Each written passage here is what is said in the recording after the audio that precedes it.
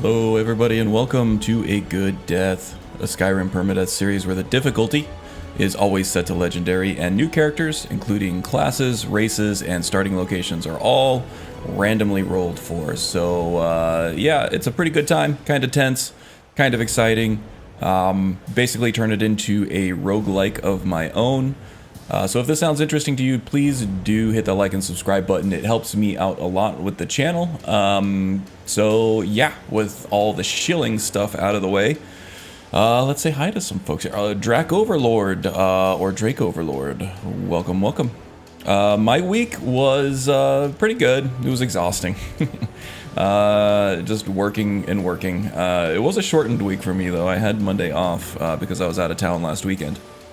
Went to Minneapolis, saw a baseball game, saw some art exhibits at the museum there, hung out with some friends, ate a lot of really good, really bad food. So yeah, when I got back to work this week, it was it's kind of rough. But yeah, not bad, not bad. Thorwolf, welcome, welcome. How's it going? It was good catching up with you on the on Magus's stream earlier in the week. I remember. Hope you're doing well too. Okay, let's do a really quick recap. I don't remember a lot of what happened. Just a second here. The dog's bugging me. I'm gonna have to close the door.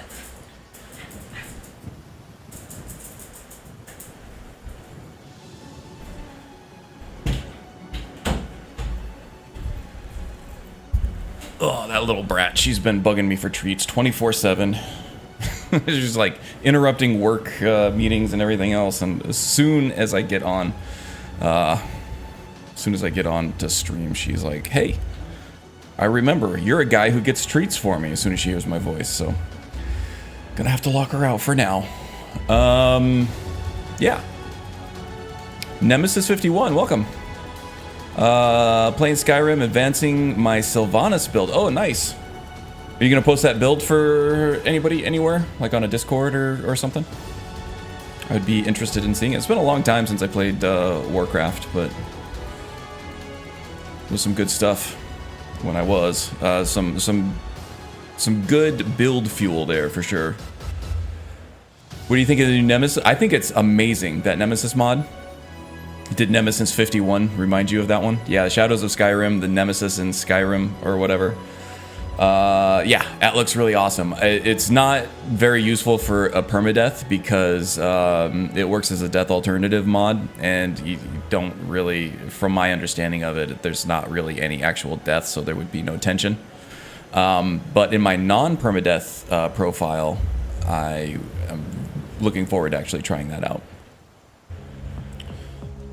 Yeah, so modding efforts though, I have to keep those to a minimum because I do like playing the game a lot more than I like modding it. It's a version. I'm not using necromancy, but I'm a summoner ranger. Oh, nice. Bound weapons, awesome. Okay, so quick recap. Let's see. It's been a couple weeks, so I don't remember exactly what we did last time. But I know that, oh geez, I don't even remember this guy's name. Marin? Is it Marin? I think it might be Marin.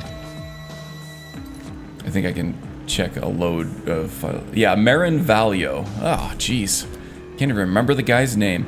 Yeah, Marin, he made his way into the newly refurbished torture chambers at the Falkreath Sanctuary for the Dark Brotherhood, and he was like, wait a minute, what the hell am I doing? This isn't any better than the Imperial Rangers that he was a part of, torturing POWs, torturing the elves from the Thalmor, which was his impetus for leaving the Legion to begin with, so...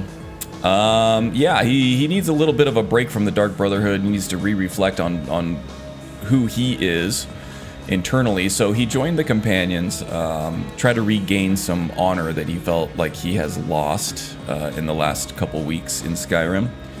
And now I think we're chasing down a lead for Meridia. He heard voices in his head from this strange glowing ball, this strange glowing disco ball that he picked up in a dungeon somewhere. So he's thinking it's about time to look into that. And I also think that Dawnbreaker would be a great addition to his tool set for things like fighting Draugr and undead and things like that. We still have the Proving Honor quest to do. This place is loaded with Draugr. So I think that yeah, this will be maybe our third stop if we survive that long. Because while we're here in Hafingar, I want to take care of the Meridia's stuff here, and then I want to come down here and find the Forge Master's Fingers, because that will help me out with. Oh man, I didn't get it on my map, but I did come down here to Dushnik Yal for the master level one-handed training. I would like to get the Forge Master's Fingers so I can go back and hand that in and have access to that master level trainer for our swords. So let's get to it, huh? I'm getting rusty. Indeed I am. That's what I get for taking a weekend off, right? Bound weapons. When the playthroughs start to meld together. Yes, indeed, indeed. Left-handed Jedi. Hello, hello. Welcome, welcome. All right, so Dragon Bridge. I think we're going north for Meridia's over here. And it is nighttime. It's early evening, so now is when the visibility is like the lowest, but that's actually good for Marin because he is a sneaky fella. And if he is in the cover of darkness, that makes him all the more effective at his infiltration stuff there. Actually, there's some good ingredients there. On my other non-permadeath profile that I'm making my next build guide for, the Astrologer, he is he's an alchemist and a destruction mage. So anytime I see a nightshade flower, I feel compelled to stop and pick it up, because that's half of the ingredients for a devastatingly devastating fortified destruction potion that makes our destruction spells just that much more powerful. Okay. Look at my temple lying in ruins. So much for the constancy of mortals, their crafts and their hearts. If they love me not, how can my love reach them? Yeah, I don't know about that. But maybe I can help you out. The other half is glowing mushrooms, or just about anything. So these powerful fortified destruction potions, especially if you have perked into the alchemy tree and you have also perked into the destruction tree. So you can actually plant nightshade and glowing mushrooms quite early on if you have access to planters. And you can actually boost your destruction spell damage output very significantly. And those ingredients are widely available if you know where to look. They're very common. And welcome aboard, Lunar Contact. Good to see you again. Got my Dr. Pepper again for this stream. My preferred beverage of choice while I'm streaming, so it's going to be a good stream, I think. Hard to do worse than playing Skyrim and drinking Dr. Pepper. Hard to do better. It's easy to do worse. Looks amazing, thank you.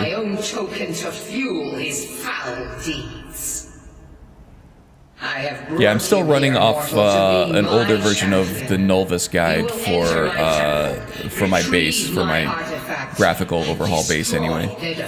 It's a pretty in-depth guide. I tend to do my own thing with gameplay, but yeah, they lead you to a very pretty game in that guide. Tell me more about this artifact. Yes, I'm doing Daindalad as well. Not the highest settings on Daindalad, just because it starts affecting performance at a certain degree, and on Permadeath, and with TK dodge, having a fairly solid 60 is very important to me. I never dip below 60 when I'm not streaming, but when I am streaming, it gets into the 50s a little bit. So it's all a balancing act. Okay, I'll do it, Meridia. Of course you will. I have commanded it. Seen people be dropped Jedi, but it hasn't happened to me. Have you ever had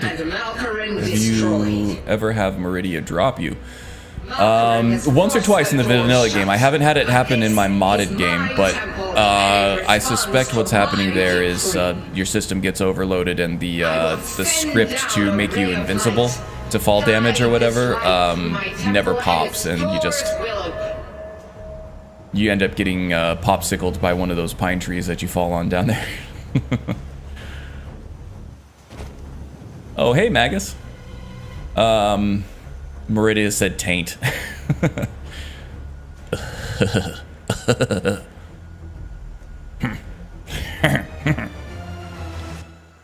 Eat Netch Jelly to negate fall damage. Yeah, you don't take any fall damage while you're paralyzed, and Netch Jelly has paralysis as its first ingredient, so it's the only way you can paralyze yourself.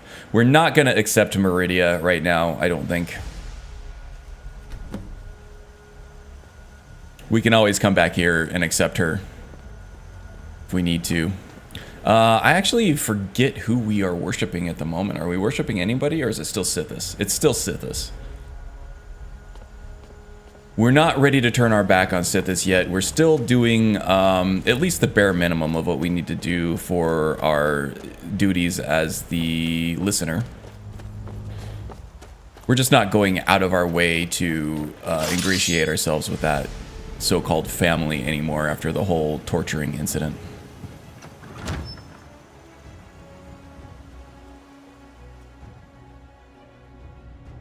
Taint this, taint that. I follow Archery and get resurrected if I die. Ooh, that is helpful, especially in a permadeath setting. There are other ways to have saving rolls. There are a couple different ways in Andromeda, actually. The Lover's Stone, I believe. Once you find all the stones anyway, it'll give you a saving roll. And I think the Apprentice Stone as well will vaporize anybody about to make a killing blow to you like once per day.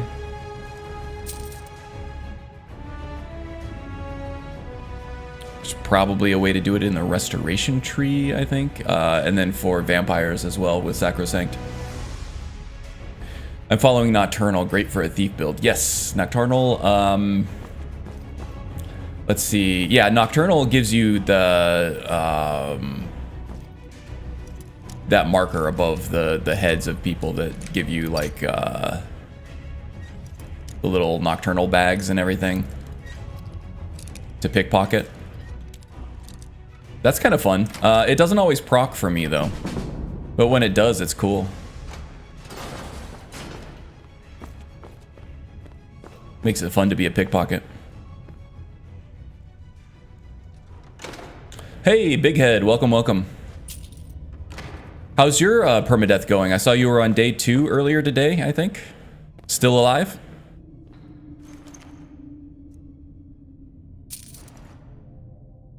Lots of gold to be had on these corpses here.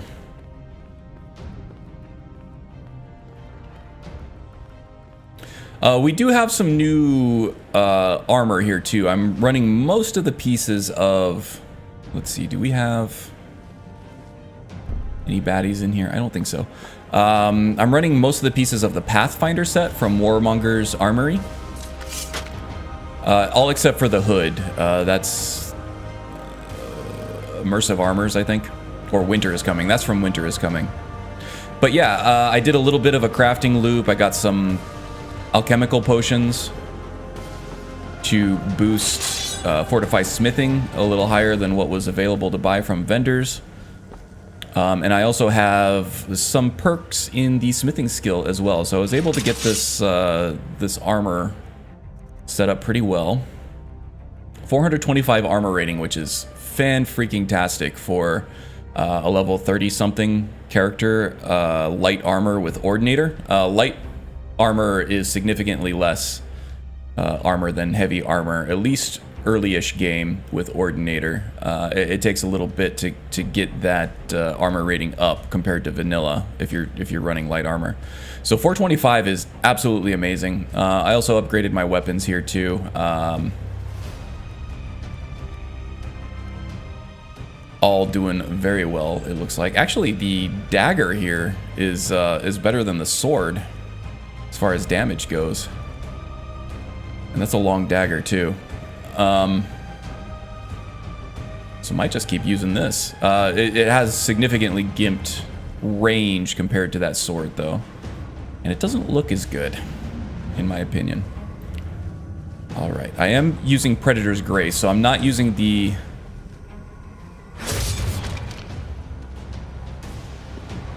Pathfinder boots either. I'm using Predator's Grace from when we infiltrated Deepwood Redoubt to get the ancient shrouded armor.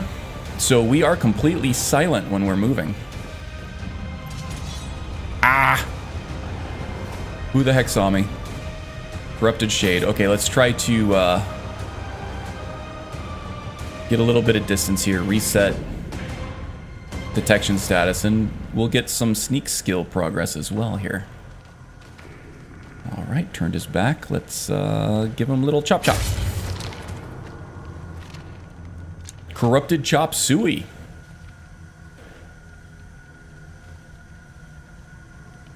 Most body loot ever.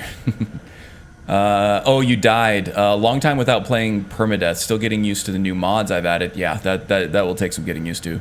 And the difficulty is absurd. Killing dragons in Insano is pretty pretty tricky playing with no range skills.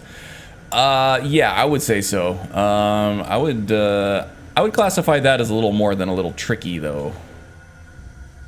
That sounds like a death wish. But yeah, what I love about Permadeath is, you know, you might lose a beloved character, and it's a pain to get back to the place where you were before, but you always learn something because you're always paying attention. You're always thinking, okay, what could I have done better to survive that? These Corrupted Shades, I'm not too worried about. Even in open combat, we should be able to take them without too much issue. But once we get to Malkarin at the end here, that's gonna be the true test.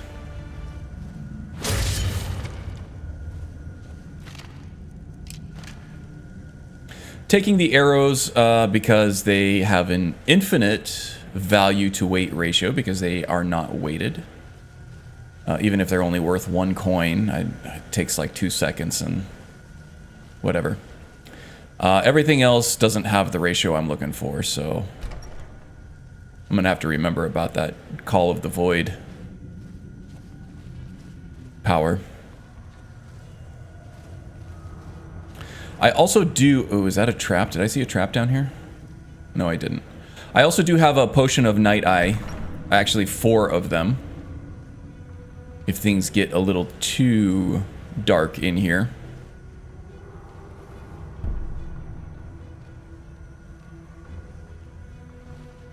But I have a finite supply of that. I don't want to waste it.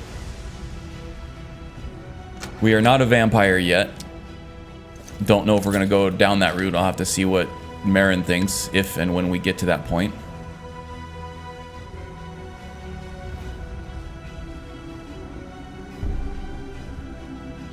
And I'm not sure if werewolves get Night Eye.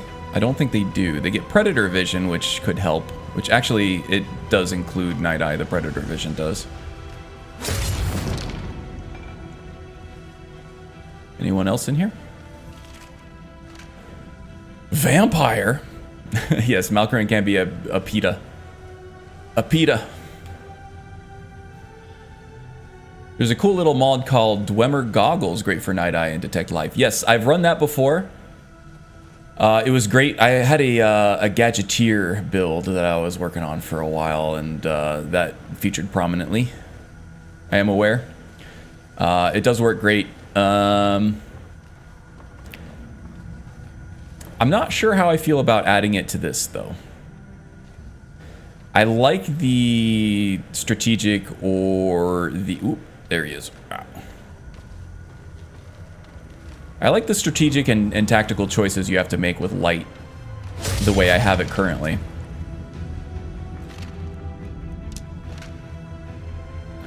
I mean, for the most part, I'm of the mind that having options is always better than not having options.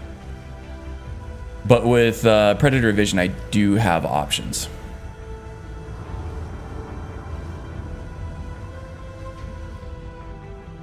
Oh, jeez. I have to waste favor just to get into the lockpicking. I've disabled the lock overhaul, so I thought that that would help, but doesn't look like it is.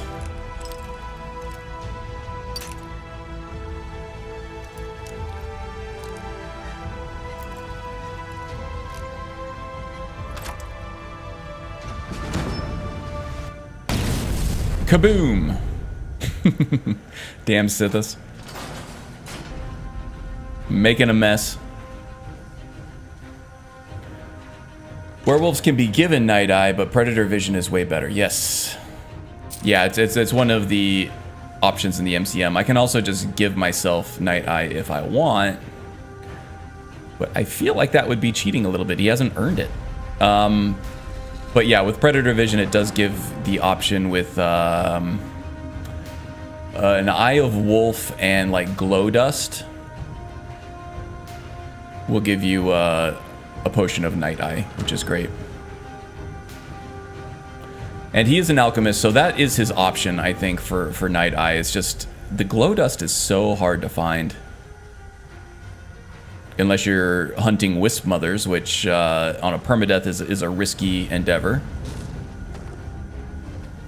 Going out of your way to find Wisp Mothers.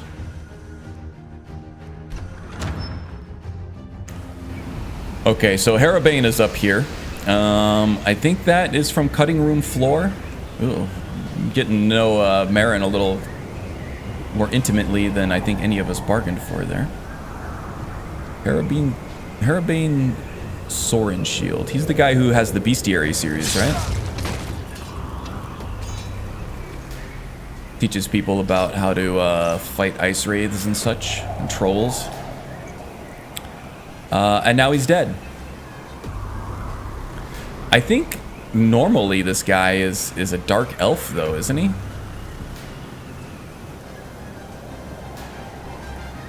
I'm not sure what mod changes him. Actually, I can check.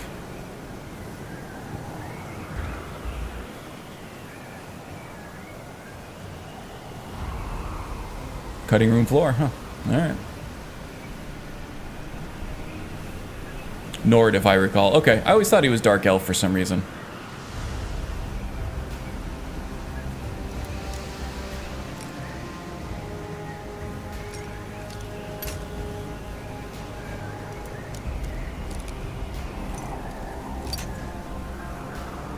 He's an Imperial. I've never seen him as a Dunmer. Interesting. I wonder what wires got crossed in my brain. It's got to come from somewhere, right? I'm not insane enough just to make up things in my head and then believe that they happened. Not yet, anyway. I don't think. I hope somebody will call me out on it if that ever does happen.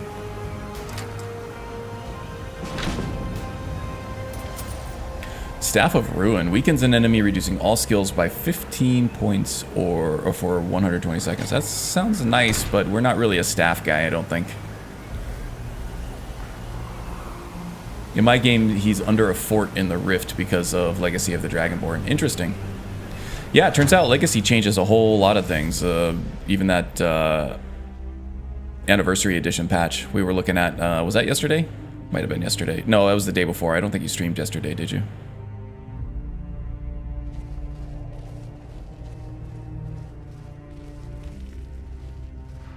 Because you were looking for Bow of Shadows, and Legacy of the Dragonborn changes how that works. Yeah, there seems to be a lot of overlap between Legacy and Anniversary editions, so that patch is... I don't know if it's absolutely necessary, but if you don't run it, then you're going to have like 2 Gray Cowls, or you're going to have 2 Umbras, or 2 Bow of Shadows.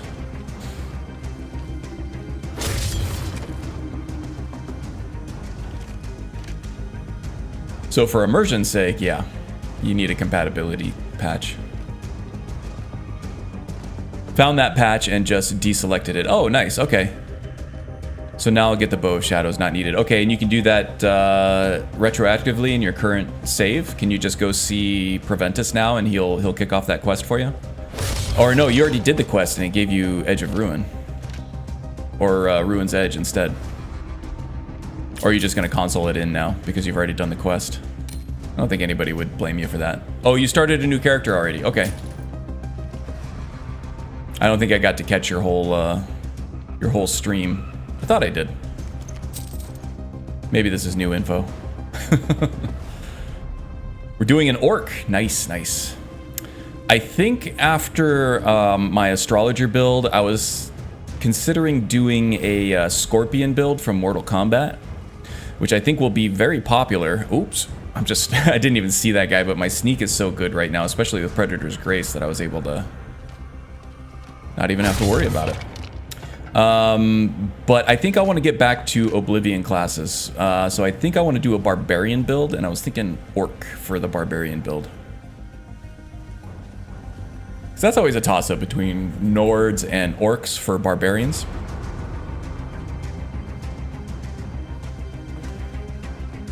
But I think with Imperius and Irem in general, Orcs fit a little better, I think.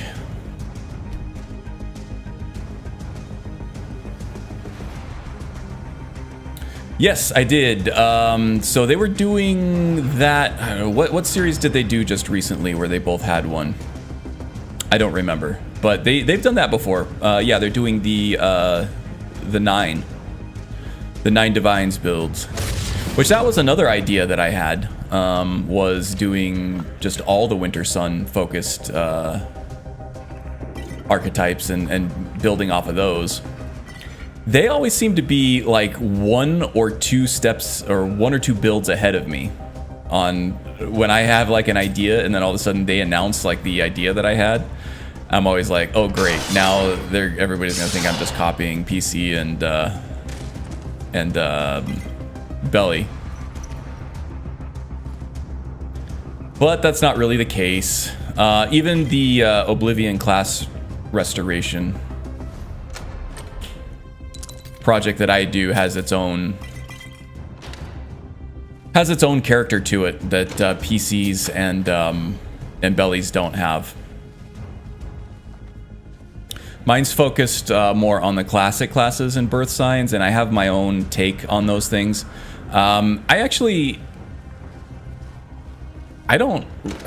Anybody who thinks that, you know, somebody is copying somebody else by having a similar build, I think you just need to relax, because there is so much room for interpretation. Like my agent build is way different from PC Outcast's agent build and Belly's agent build. Way different, like not even close. We all have our own ways of going about these classes that I think we all have unique ideas and unique ways of communicating these ideas that yeah, there's some overlap, but not nearly enough for people not to find value in watching each one of them, you know? So it becomes not even a thing to me. And in fact, PC Outcast has had some very, very nice things to say about my Oblivion builds. So I know that he doesn't mind either. He's a good dude, that PC Outcast guy. I like him a lot.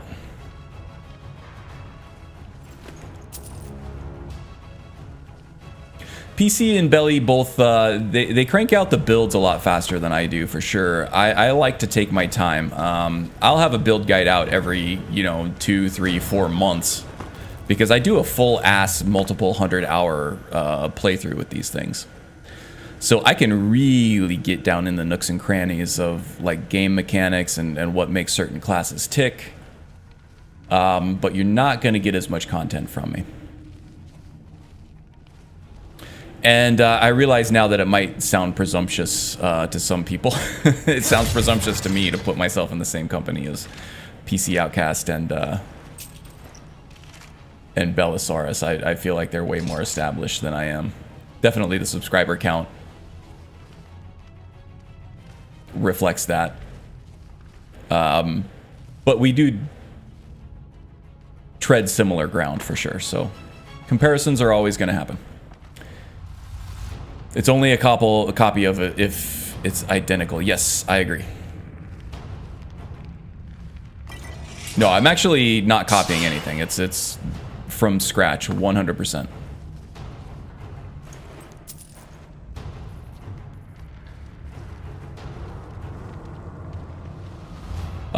In fact, PC Outcast had a Triumvirate Shadow Mage build before I did. And our builds ended up being completely different. Like, you couldn't be any more different. I think the only overlap that our two builds had was that they were both focused on the Triumvirate spells. And that was it. Playstyles, aesthetic, underlying archetype, they were all different. He had more of a warrior, which was very effective. Mine was more of a sneak first and then, one-handed and block after. His was heavy armor, I was light armor. Mine was way more sneak oriented. And I've watched them both, and I think that they are both completely different. But both very viable. The name, and that was it. Yeah, for sure. Not a lot of builds do this anymore. Let's see that. Well, what I wish they do is have early game stuff, mid game stuff, not just showing end game. Yeah, they'll mention it. Especially Belly is good at mentioning, early game. You're gonna have to focus more on crafting. Late game, you'll be able to do this and that. Or early game, you're gonna have trouble with this. But yeah, they don't really go into great detail. I'm kind of the same way too. For me, I don't want build guides like, okay, so Fudge Muppet did a lot of build guides, right? But that was more of like detailed instruction on what to do in every phase of gameplay. And me personally, I'm not interested in that. Some people are. I just want some direction on, okay, once you get to end game, this is going to be very powerful, so make sure that your perks are going to support getting up to this tree, up to this point in this tree. And this one over here synergizes really well. And like, hey, this unique item, this unique artifact is going to fit really well with this build archetype. So you might want to grab that at some point. And then if it's leveled, like the Nightingale bow, let them know, hey, you might not want to pick this up until level 46 or something like that. And then I give some roleplay ideas. I have a whole section, but I don't go into huge depth as far as backstory, because for me, that is a big part of somebody's individual playthrough. It's like, okay, I'm going to give you some ideas and some avenues to explore, but I'm not going to tell you, okay, this is the exact backstory of this build, and these are all the story beats that you're going to want to take on your playthrough. I think that's more up to the player. That's the way I think of it anyway. Okay, so I feel like I can actually systematically take these guys out, and that will sort of get rid of the minions that I have to deal with while I'm trying to deal with Malkaran. Daggers are silent. My movement is silent, so all I have to do is stay out of line of sight from these bozos, and I should be able to take them all out one by one.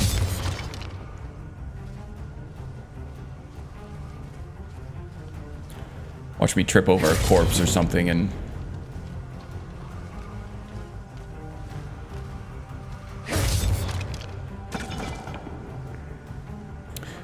Okay, so Malkoran has two phases here. He has his mortal phase, and then he has his lich phase. So the trick here is dispatching of his mortal form and doing so in a way that I can avoid detection from his lich form. So I'm going to have an invisibility potion on tap. And let me double check what was hotkey 4 here. So I'm going to backstab him, and then I'm going to activate that invisibility potion like right away. And that was 5. Where's the invisibility? 2. Double press left. Was that correct? Yeah, okay. So double click on the left pad and that will take me invisible. All right, let's try this.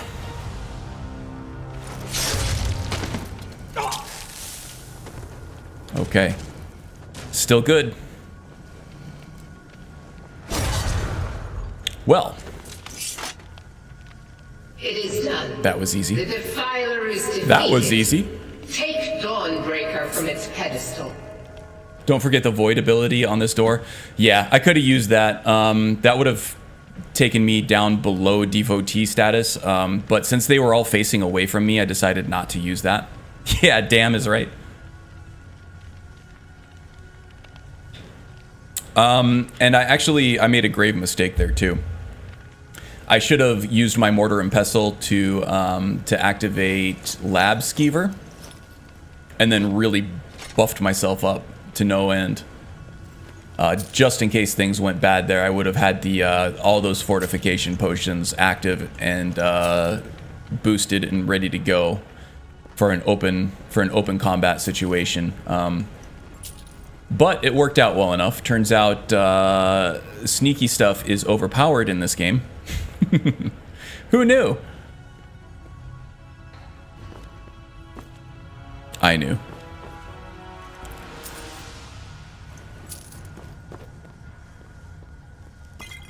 So the scout actually reminds me a lot of the rogue, and anybody who's followed me for a while knows that the rogue is our longest tenured permadeath character. I don't remember exactly what he made it to, something like level or day 14 or day 18 or something like that. But the scout has one key advantage over the rogue, and that is sneak. The rogue, in my playthrough anyway, made huge use of the alchemy skill. And for my money, alchemy is the strongest skill in Skyrim, definitely, but also probably in vanilla Skyrim. And I am ready to have an argument with anybody who thinks otherwise.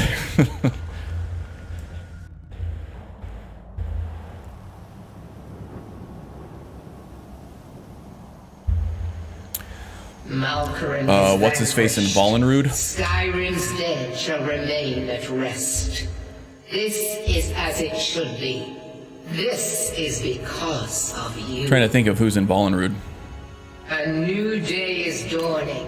Is Vollenrude where you meet Amand Motier? Take the mighty Dawnbreaker, and then there's that. I think I actually still have that quest ready to go. Wield it in my name, okay. that my influence may grow. We might do that sooner than later, Magus. I agree now, but wish I knew before I started playing Skyrim. Oh, that alchemy is the most powerful skill. Where you get Oaken and Eduge. Yes, okay. So who is the... Oh, there's a necromancer in there, that's why. That necromancer is tough. It's been a while since I've done that, though. But now with Dawnbreaker... May the light of certitude guide your efforts. Okay, so... I think we might take Meridia. Marin is... He's having an identity crisis, right? Marin doesn't know who Marin is, and he's coming to the realization that he may have never known who Marin is. So he's desperately trying to find himself. That leads him wide open to influences from all kinds of deities, right? Or even, you know, sub-deity entities that have some power. Let's see what this does. The Mistress of Infinite Energies has a fallen Magna Gay, representing the essence of light. The follower has improved spells and attacks against undead. We're going to slay the undead, never summon the undead, or become one of them. High elves and those skilled in restoration are most deserving of my favor. Yeah, okay, we can do that for now. We're not a high elf. We're not really a paladin either, but Sithis is definitely more powerful. But right now I'm sacrificing power for roleplay. And I think Marin is just too impressionable right now not to accept Meridia after this experience.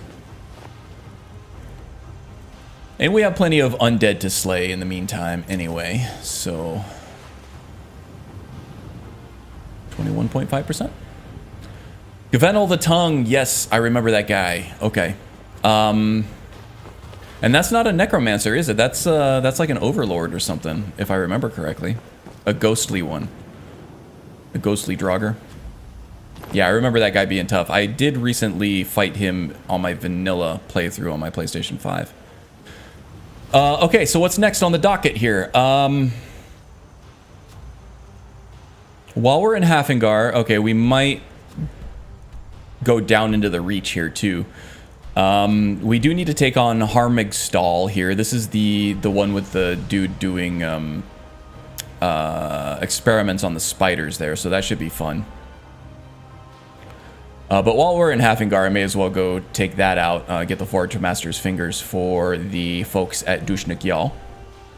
And then we'll head back to Whiterun and we'll do the Dustman's Cairn quest now that we have Dawnbreaker.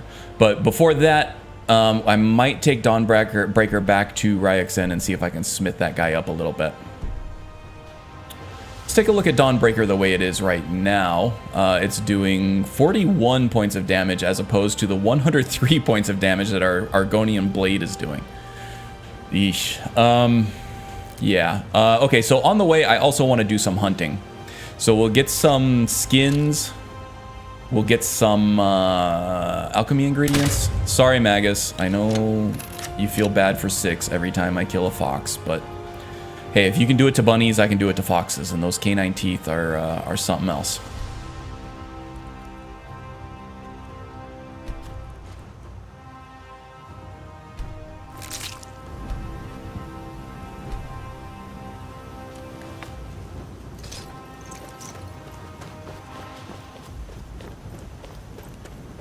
Okay, do I have Shadowmere? He's the ghost that uses frost and shouts. Yeah, okay, now that sounds familiar. And he's spongy as hell, if I remember correctly. Because I had I was doing the agent build on vanilla just to see how it would be viable on legendary difficulty on my PS5, and it took the better part of an evening to kill that guy with a non-enchanted, non-smithed setup.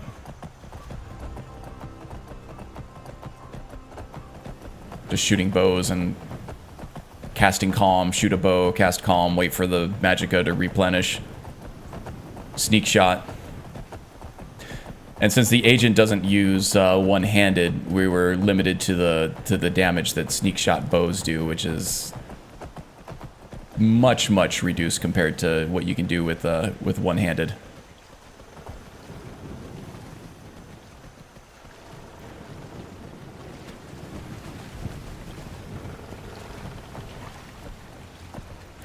Okay, now there are usually some wolves and some bears out here.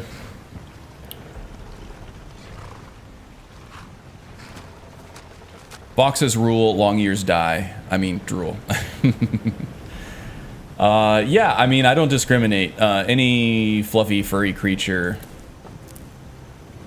that has a pelt and or alchemical ingredients for me to loot off their corpse is fair game.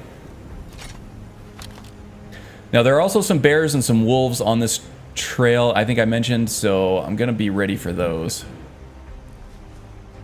Oh, there's the wolves. All right, pups. Come on.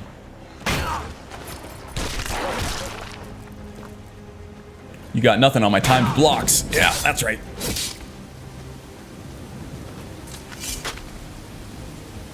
And we have rain. Wouldn't be a Karn stream without a complete torrential downpour. Oh,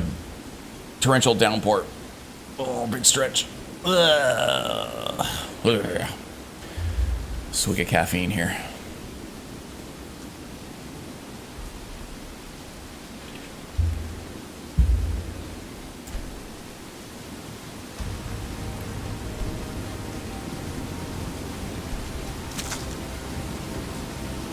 I think I have plenty of wolf meat back at the home.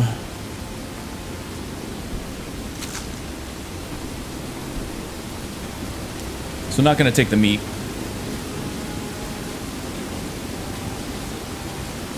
Oh boy, this is rough, huh? Juniper berries. Let's try to make sure that Shadowmere stays close just in case we become over encumbered. We can load him up. Where are you, Shadowmere? The terrain's not that tough.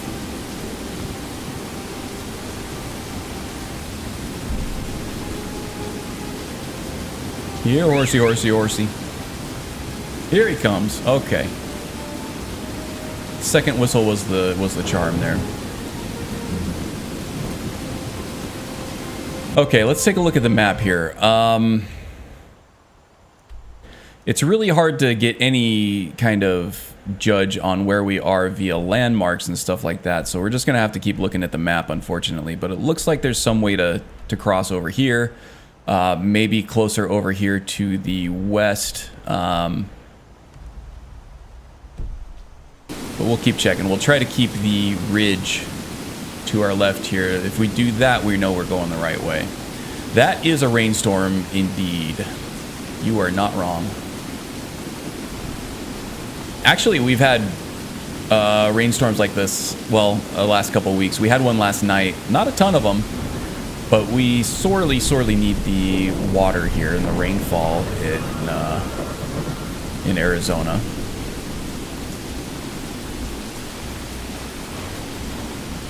And we had just a banger of a monsoon storm yesterday. We had gusts of wind up to 60 miles per hour. Fortunately enough, there was no damage to the house. Trees are all okay, even though the wind kind of pruned those for me. I got pine needles and branches laying all over the damn place in my backyard. I'm going to have a busy day tomorrow, cleaning all that crap up. But yeah, we don't get huge storms like this anymore, and yesterday we did.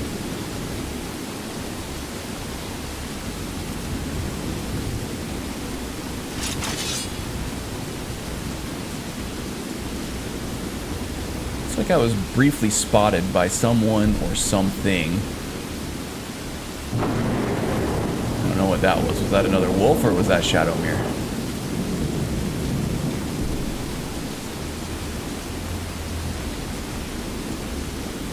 This is the wolf den. There's a wolf den right down here, and I believe that might be one of the wolves.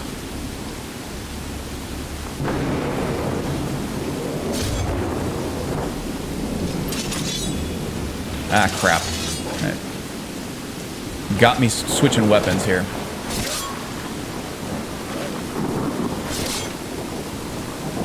Okay, that should be all of them? Yes.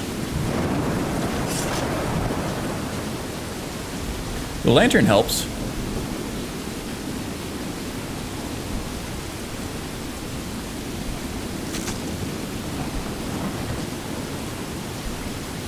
It's going to be really hard to do any kind of hunting in this kind of weather.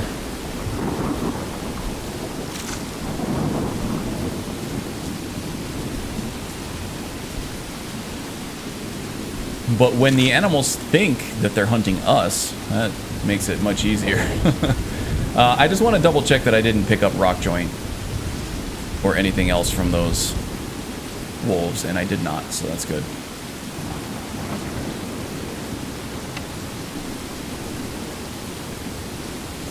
I thought that there was like a chest or something, or like a skill book or something down here, but I guess there's not, unless I kicked it somewhere. Oh well. On our way.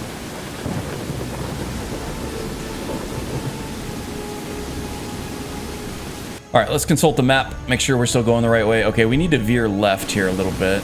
I don't think we're going to be able to scale that mountain at this angle, so should be alright.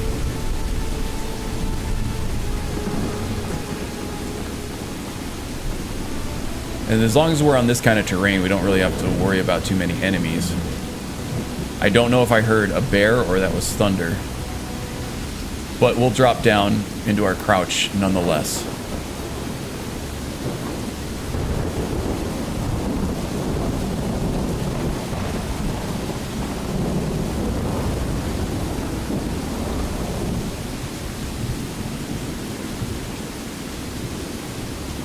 How we doing? A little better trajectory. We're going to need to veer back right at some point here. I need Wind's GPS.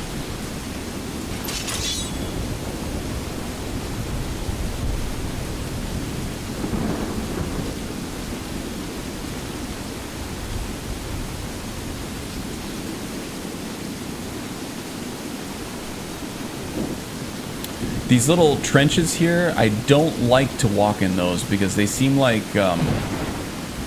funnels for traps, and it's a tactical disadvantage to travel through any of those if somebody's trying to trap you. Ooh, I see a campfire over here. Oh, this is a Forsworn encampment.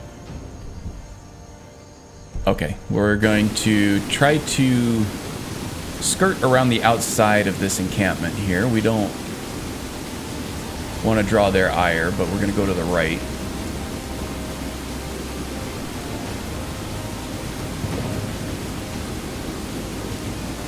Maybe. Here we go.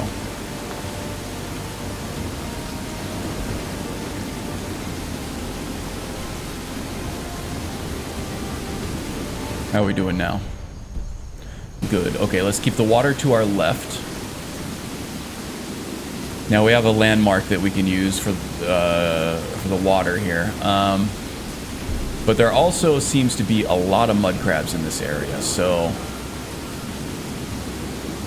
keep on our guard for that.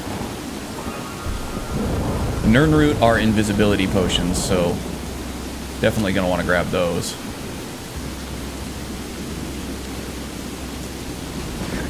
Oop, swing and a miss. Thought I had it there. Wow, this guy is really moving. Where are you going, bud? Ring around the rosy? Got anyone else?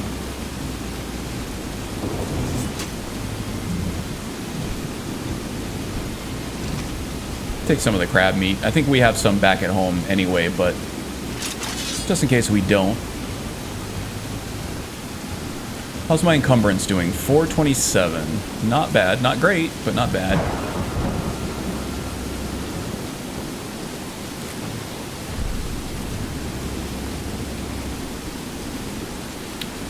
I seem to remember there being more mud crabs over here, but I'm glad to be mistaken in this case.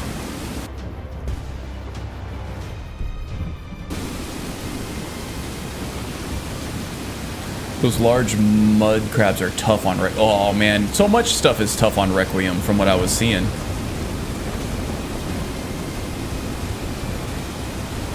But yeah, I could imagine. Some of these mud crabs are tough in vanilla.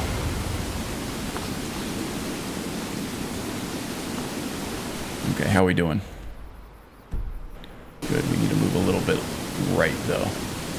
Now, Harmigstall is, it's embedded in the side of a mountain. And it does have a couple of braziers. That might be it right there, actually. Or maybe just the one brazier. Ooh, more at Tapanella.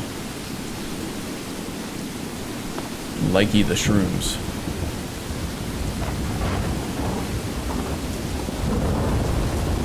Yeah, this is it. Harmigstall. Okay, so yeah, a lot of enchanted spiders here. They do have elemental destruction cloaks, so we have to, you know, try to keep our distance as much as possible, but... Oh, they jump and can one-shot you. Jeez, that sounds terrible. So they have the same lunging attack as the spiders, probably minus the damage. Who's the guy here? Neris the Wicked? That might be, yeah. I know that there's a mage. It tends to be pretty tough, but I think as long as we stay undetected, we'll be fine.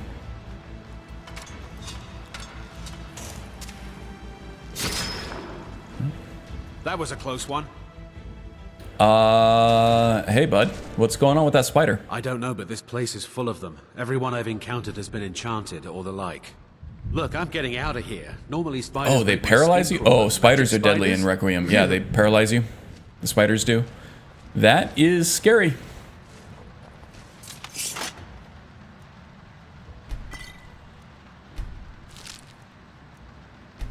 I think I have plenty of spider meat here too. Oh. Okay, so that's interesting. With Hunterborn, it looks like as long as you don't search the corpse, you just dispose of it, the cloak won't actually pop on you. Looks like the script is tied to exiting the inventory menu. So as long as we don't enter the inventory menu, we're fine. Which is fine with us, because we can get everything we need from them without having to enter the inventory menu with Hunterborn. Good to know. Okay, the torch is going to have to... Or the lantern, we're going to have to turn that off at some point here, but for now, it's nice to be able to see where we're going. Do we sense anything in here? Doesn't seem like it.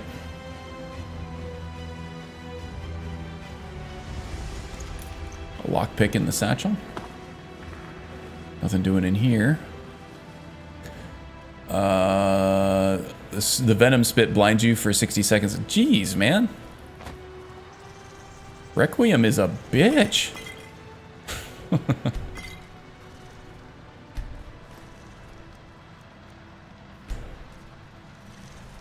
Okay, here spiders, probably either up there or on the other side of this wall. Now, I've had this place bugged before where this grate will not open, so thankfully that was fine that time.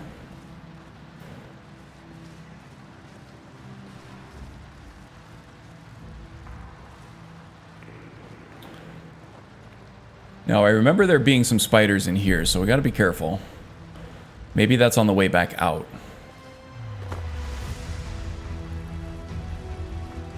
Is this snowberries? Thistle. Thistle. Alright. I don't remember how to do this.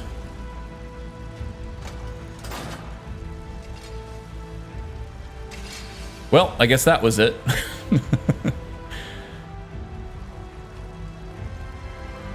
A scout this time, damn, yes indeed. Day 8 too. Luckily, the scout gives us access to sneak and alchemy, so this guy, I don't want to jinx anything, but I feel like he's in for a long life. If I can just keep from making stupid bonehead mistakes.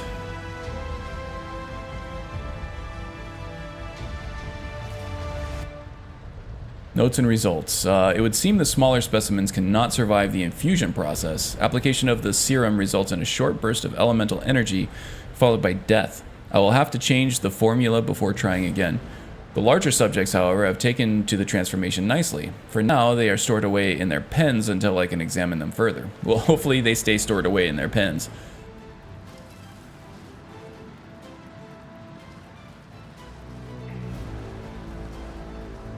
Expert lock, don't mind if I do. Welcome aboard, Solitude AJ, by the way. Hope you're having a good weekend so far. Carry weight is severely nerfed, like 135 max to Nord and Orcs. All others are less, and stamina points don't give you carry weight. Yeah, I remember that part, the stamina point from your stream. Yeah, Requiem is kind of nuts. I've never tried it, actually. I just kind of found something that I liked as far as, you know, gameplay modifications. And mods, and that I kind of landed on a Skyrim. Can't really have Requiem and a Skyrim. They're mutually exclusive. But I feel like if you're doing Permadeath, Requiem is a very popular thing to do. It's just, for me, it changes so much. It's a nice, fresh experience for somebody who has played this game as much as we have, but it kind of throws out the familiar stuff that you like too. And I kind of need that layer of comfort.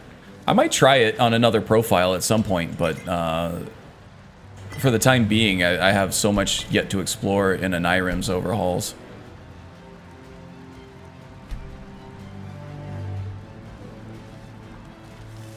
Maybe at some point I will get bored of the Skyrim stuff, and then I'll start focusing more on, well, there goes the idea of keeping them stuck in their pens. At that point, I'll move on to Requiem or something else. People have been playing Requiem. Some people have played Requiem more than they played the vanilla Skyrim. It's a great overhaul.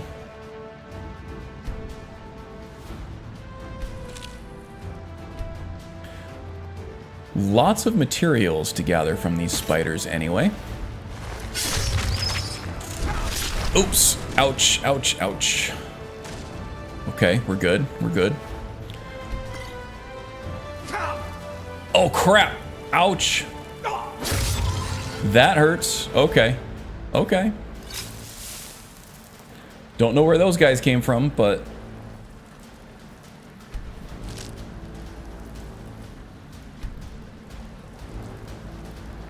we're okay. Man, our life bar was just getting deleted there. I'm really happy you got into it. Good, good. Blessings of the Divines are still way better for it. Oh, you're talking about religion overhauls with Requiem. Oh yeah, Requiem is a completely different world, and that's what I'm saying. There's so much more to explore. I might get to it someday. Elder Scrolls 6 might be out by the time I feel like I've explored all that Skyrim has to offer and done all the content that I want to do on it. But at some point, I would like to try it.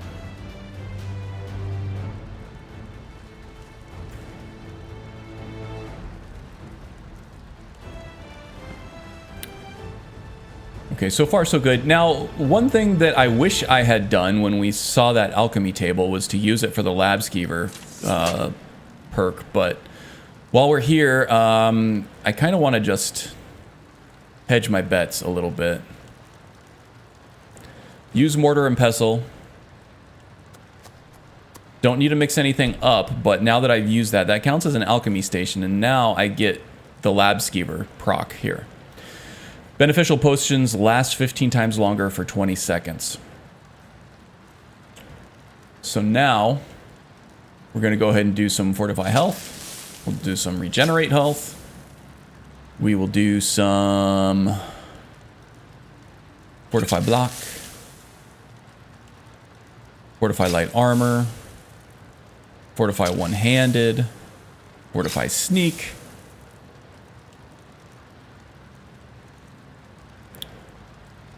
Resist fire, resist frost, and resist magic. Those are the big ones. Fortify stamina and regenerate stamina. Okay, now that we should have that for like 15 minutes for all of these. Yes. And actually even more in the case of the regenerate stuff here. Very nice. Now we're all buffed up. We're like Popeye, who just ate a can of spinach. Or Captain America, who just took the super soldier serum. Or Barry Bonds, that just injected a bunch of roids into his butt. Same thing. Let's see if this works. Perhaps someone explode us in the next batch of potions. That should increase their resistance. Okay, now if we can sneak up on Neris here without him detecting us, then he shouldn't be able to unleash all his little magical buddies on us, right? Magical buggy buddies. Yeah, okay, so that was a little anticlimactic. Shaman gear, huh? Chain lightning. Wow, my astrologer build is getting very jealous of all these awesome staves that Marin is finding here. The astrologer uses staves for ranged destruction damage exclusively. And he has been having a hard time finding staves that that keep up with his level. Marin here is punching above his weight with the staves. Now, once you get to a certain point in the Dragonborn DLC, you can craft your own staves, and there's also the Atronach Forge that you can use for it. For some staves anyway, but not all of them. Now, I could open up that pen with all those spiders in it, but I've gotten plenty of spider ingredients on this crawl already. Ooh, look at this. Sonic vibrations deal magic damage equal to 4% of the target's current health. I mean, Kibble's hide armor. Kibble is a carriage driver. I think he's the carriage driver in Markarth, right? He's probably got a missives job to go retrieve this armor for him.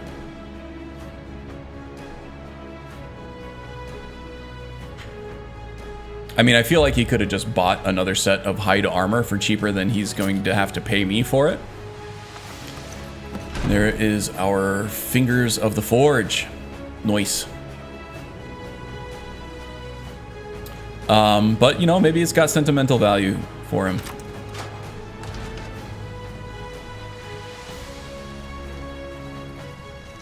Okay, yeah, like I said, I think I remember there being more spiders on the way out in these places where we've already been, so...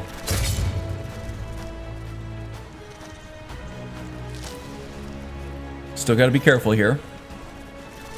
As we've seen, that Frost Cloak alone really took it out of us. Oh, swing and a miss. A little closer. There we go. But now that we have the potions active for, you know, our 15 minutes or whatever, should be okay.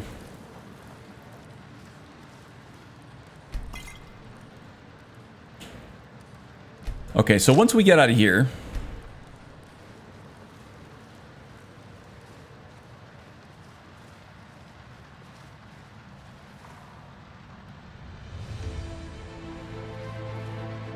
I think we'll head to either Solitude. We might go to Markarth and just see if Kibble has a has that missive job so that we can hand him off his armor. Yeah, we'll do that, and then we'll take the carriage ride from Kibble himself back to Whiterun, and then we'll go back to Ryek's End. I don't know if I have the Arcane Enchanting perk. I think that I do. If not, I should be able to take it with my level up. And at that point, we can use some smithing potions to really buff up our Dawnbreaker.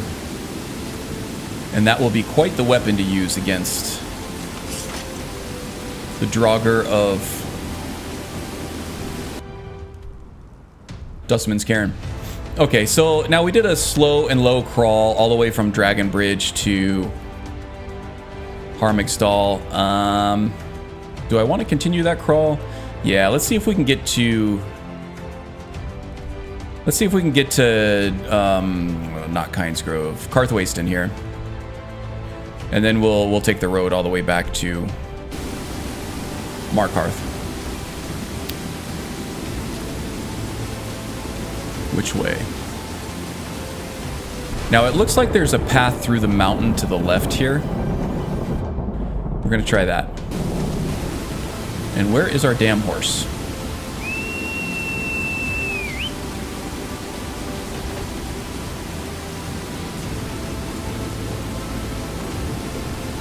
Shadowmere. Juniper berries? Sure, I'll take that. Haven't heard the name Barry Bonds in quite some time. Yeah, he's kind of slipped off the face of relevance, hasn't he? I mean, you can't have a conversation about the modern era of baseball and home runs without mentioning Barry Bonds' name.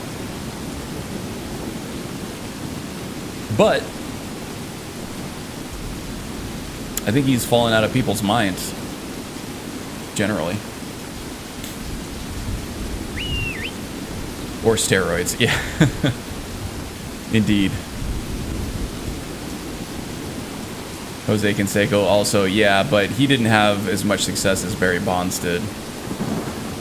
Jose Canseco was just more outspoken about them. He was like, yeah, I do steroids, they're awesome. You should do them too.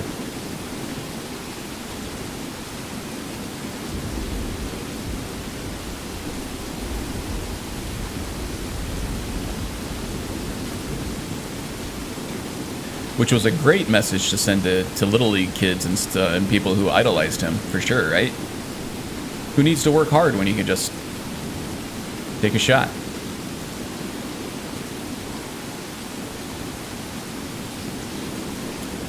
And also give yourself heart disease in the process. Now, that being said, there is a lot of research done that... oops. Somebody's trying to fight me.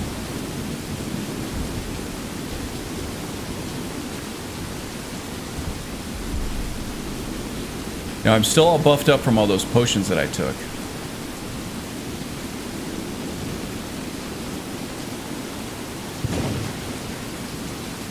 Oh, there's Shadowmere. You scared the fuck out of me, Shadowmere. There is plenty of research that, you know, when you... those steroids, when you do them in moderation and do it in a controlled environment, can be very good for you and don't have the same side effects. But as they are uncontrolled and there's no telling what you're getting when you do it, and it's way too easy to take too much of it, then generally they are very... Might be Forsworn over here. They're very unhealthy for you. Okay, we got some folks over here. Are they Forsworn, maybe? Oh, I hate this weather. Vampires. Eesh. Okay. I don't like this. I really don't like this at all. Okay. I am liking it a little more now. Alright. So yeah, alchemy is completely overpowered, guys. Sneak and alchemy together. Wow. That's a Kodak moment right there, huh?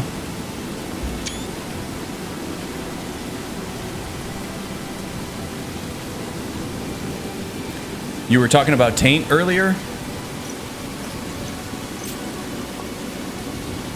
Or this Taint what you were talking about? This is the only place you're going to get content like this, guys. The only place. Bumblebee tuna. Bumblebee tuna. Excuse me. Your balls are showing. Bumblebee tuna. Bumblebee tuna.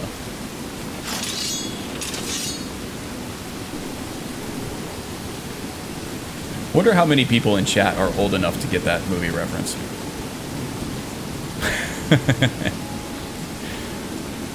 Thank you, Magus. It's, well, I know Magus is old enough because he's as old as I am.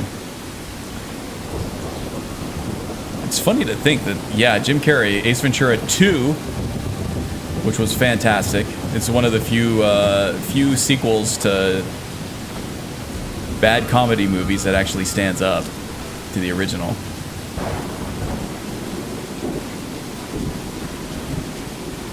They should know it regardless. He's a legend. Okay, that makes me feel a little better. It's not quite a deep cut for the millennials and Gen Zers. Wow, I feel like I am inadvertently taking the longest route around to Markarth possible. Yeah, well. Marin's a scout. He likes to explore new lands.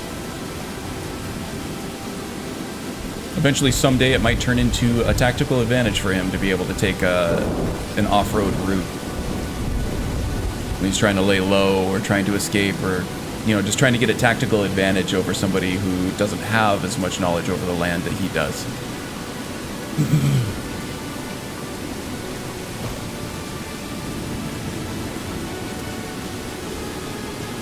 I feel like I'm going to sneeze pretty soon, but it's not there yet. It's at the point where I wish it would just hurry up and get here, you know? Let's get it over with.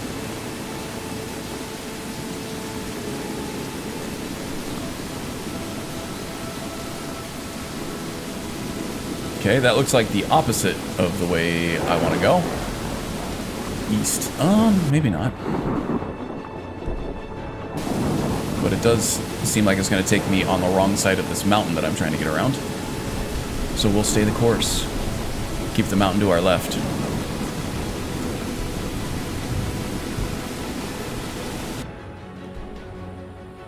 Okay, there's a clearing. Yeah, I thought this looked familiar. There's a clearing here that leads right to the Lover's Stone.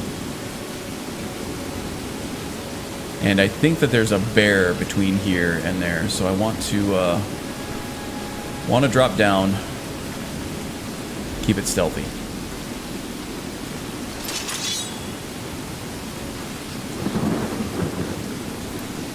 Use the dagger.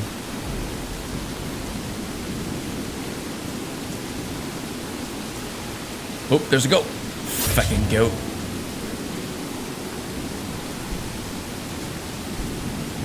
It's always nice as a hunter when the prey just comes gallivanting right into your line of sight at arm's length.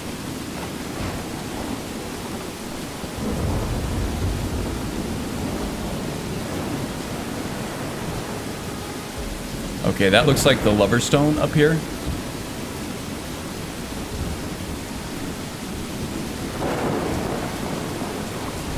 So, let's not keep our eyes on the horizon. Eyes on the prey, not the horizon, as Farkas says. The guy who is wise beyond his intelligence quotient.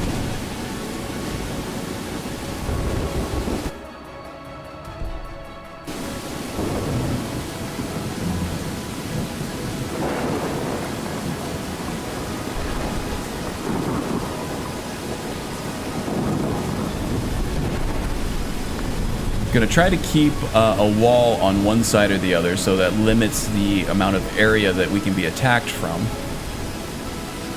Might also corner us if we get in a bad spot, but I feel like we can fight our way out if we have to. Oh my goodness.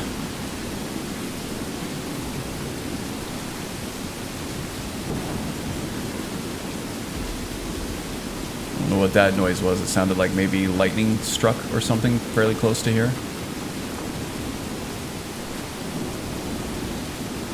I do remember that there's a bear around here somewhere. He might be sleeping. It is in the wee hours here.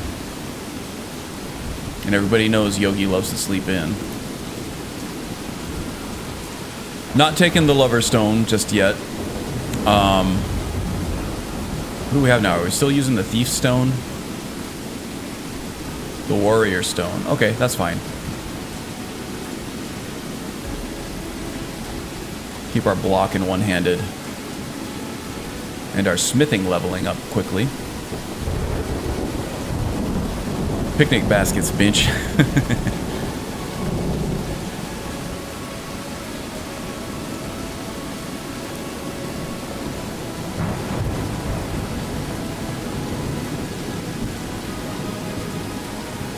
Okay, how are we doing here? Alright, so we ended up skipping Karthwaste and going right to the damn Lover's Stone, but scale down this cliff here and we should be right on track to get right back to Markarth there.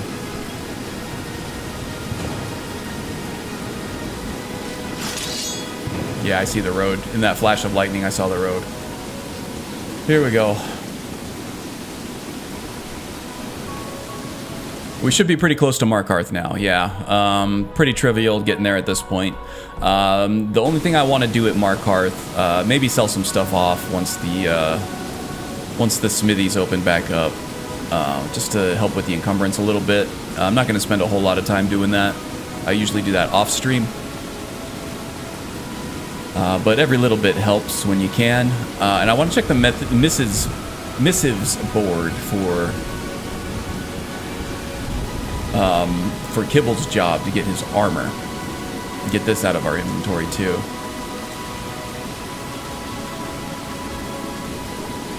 Yoink. Yoink. Blue mountain flowers mixed with wheat gives you a fortify health potion and healing potion in one.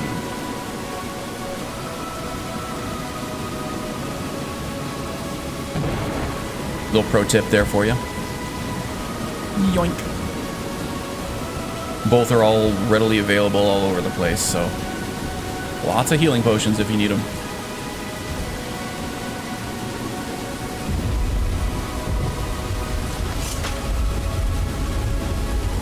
Alright, make a stop at the Silverblood Inn, get a little nap.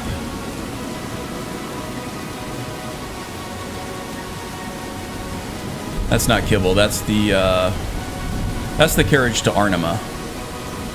And I think this is Kibble. Yep, there's Kibble. Traveling in the Reach is dangerous. You need a good carriage. Oh, hey, I guess I don't need the missive. Hey, I found your hide armor out there. Thank you. Here, this is for you. 500 septums for basic ass hide armor. Until next time.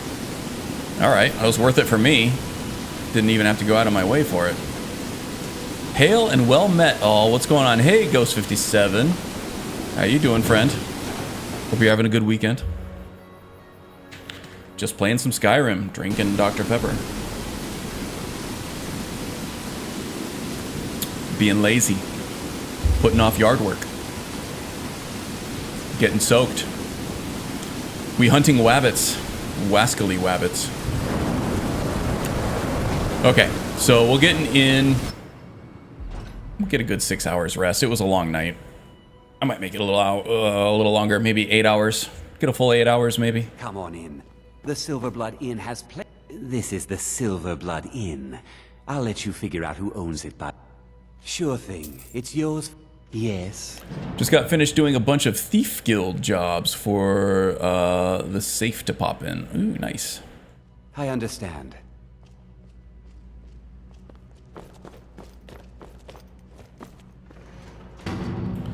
Thieves Guild questline is probably my favorite out of all of them. It's just really well written, really well paced. Some really good rewards for doing it. They really put a lot of time and attention into the Thieves Guild questline that they maybe didn't put into all of them. Looking at you, College Quest. Still not in there, though. Okay, okay. Well, you get there soon enough. Okay, let's have some breakfast here. Get some water. Protein first. Protein's more important. Or this Hunter's Hearty Stew. Yeah, we'll do some of that. We'll take some of this mead braised bear. That sates us, but we do need some... We need some fiber here. Do we have vegetable soup, wolf cabbage stew, seared fat? Yeah, not really any fiber. We'll try to get that later. All right, we're good. Let's go ahead and fill up our water skin while we're here, though. This is the Silverblood Inn. I'll let you figure out who owns it by yourself. Of course. Oh yeah, companions got shafted as well. It's memorable, yeah. There are some mods that give you more radiant quests to do between key points in the companion's quest line, and there is a mod that adds a certain number of days in between certain key points in the Mages Guild line quest line too, but they aren't integrated into the story in the way that the Thieves Guild stuff is. Okay, lost my hotkey. Let me quick save and quick load here so I can get rid of that damn lantern.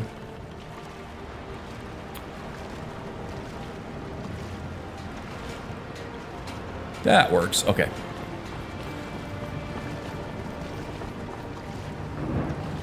Okay, where's Gorza? Here she is. Need a new blade? Blades, helmets, pretty much anything to suit your needs.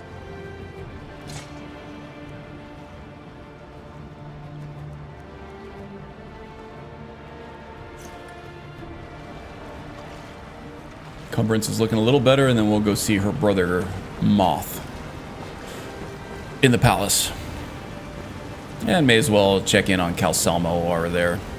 We'll just do the full rounds. And then we'll take a carriage back to Whiterun. We'll hit up Ryek's End to see if there's anything we can do to smith up Dawnbreaker. And then we'll take on Dustman's Cairn. Keep him busy, the way I like it. If it's one thing Skyrim will always deliver on, it's bugs and script issues. Yeah. But you know what? The things that it delivers on that are good are so good that we're all looking or willing to look past all that, right?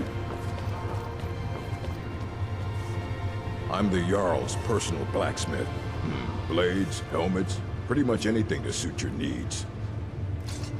Get rid of the heavy stuff first here. We got 94. 14.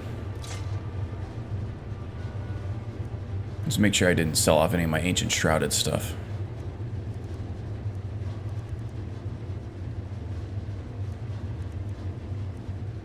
Okay, good. All right then. Dawnguard or Dawnbreaker. Okay, let's see if he has an ebony ingot. The Empire is I don't know if I always have ready. one. Take a look. I think Dawnguard is ebony. We'll keep our eye out for one here. He doesn't have one.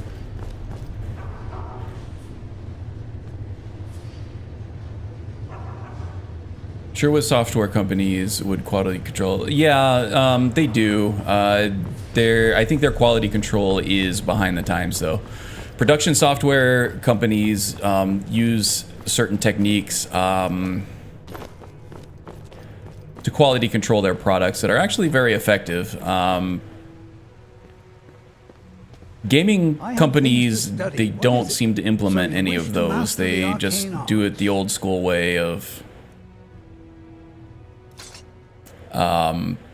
you know, let's just pay some people to play our game and tell us when something goes wrong. And of course they have like test design and stuff like that where they guide their testers to test certain things depending on the things that they've chosen or the things that they've changed. But you're not going to get a complete sweep like you are with some better automated tools. And I'm kind of surprised with quality control being the issue that it's been for video games for so long that they haven't started implementing more unit tests and continuous integration, continuous deployment, and test-driven design. Test-driven development into their processes.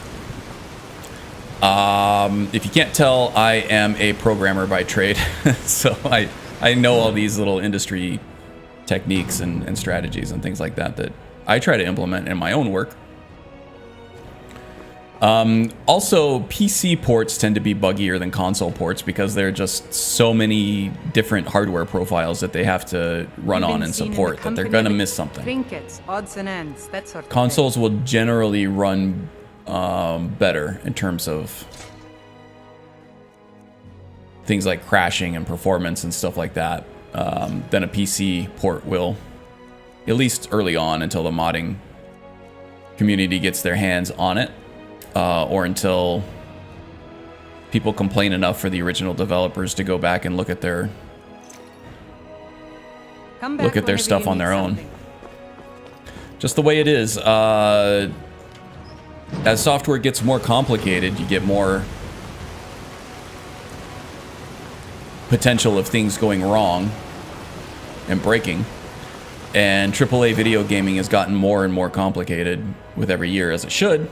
It creates more of an immersive, impactful gaming experience. But at what cost? Just the way it is. Gonna have to deal with bugs, especially if you're a PC gamer. Okay, Kibble. Come here, bud. Traveling in the Reach is dangerous. You need a good carriage. I would like to hire your carriage. Where do you want to go? I would like to go to Whiterun, please. Climb and back, and we'll be off. Beta testing bug hack and slash, yeah. Bug squashing. Ready to go yet? Hope you have a good save habit. If not, you'll learn quickly. Indeed, yes. I make quick saves, but I also do periodic hard saves, and I have like a rotating, 10 or so saves that I replace once I get 10 deep, and that's worked out really well for me. I rarely have an issue that I have to go back more than 10 saves for. Okay, let's see. Seems like a lot to decide to let their buyers to tell them the bugs. Yeah. But I mean, once it becomes industry standard, there's precedent for it, then, why not just release it and follow what other companies are doing? Get away with it. Charge them full price for a buggy mess. Goods and wares of all kinds, and all There is a business side to it, and that is that, developers for AAA games have gotten very expensive. The more complicated these games get, the more people they need to have working on it, and, paying people to test their product, which they probably spend a significant amount of money on. A significant part of the budget is paying people to play their game before they release it, and still they're not able to find everything. I think they're trying to blunt force their quality control, and they need to be smarter about it, in my opinion.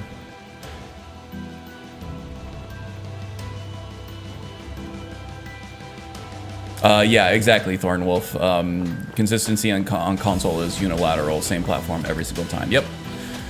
As long as they have a PS5 or an Xbox Series S/X to test on, then they can be fairly confident that it's going to work the same on every other unit out there. It's not always the way, but it usually is the way. Ebony, ooh, we got an ebony ingot. Very nice, very nice.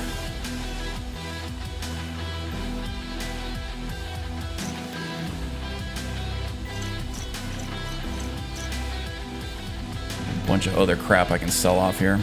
Nope, want to keep the bolts. But the arrows can go away. Okay. I think we're good on that. We do have an ebony ingot. Okay, let's head down to Ryek's End, and then we'll switch out to our smithing gear, pop a smithing potion, and we'll see what we can get out of this Dawnbreaker sword here.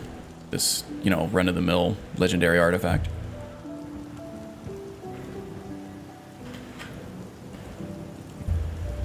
Meridia's going to be happy with us at Dustman's Cairn. There is a whole lot of Draugr to destroy there. Whole lot of undead. We got a whole ass caravan over here, huh? What are you guys waiting on? Did you guys finally unionize? You've had enough of his shit? You're all staging a walkout on him? That's awesome. He probably had it coming, huh? Oh. She's a scab. You guys gonna let her get away with that now? That scab? Yeah, go get her. Scab!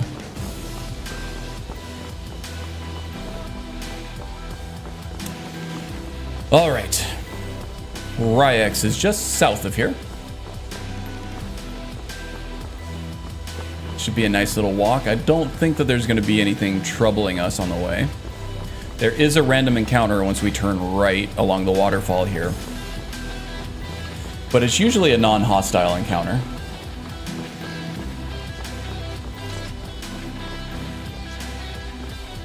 Famous last words. Do a quick save here.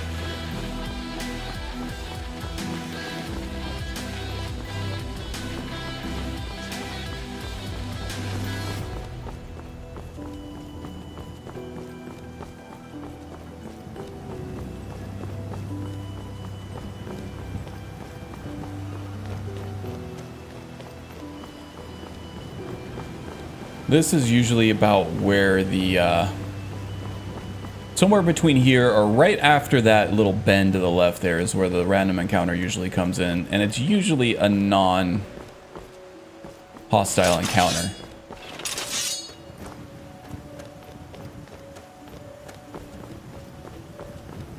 But I'll have the blade ready just in case. Anybody?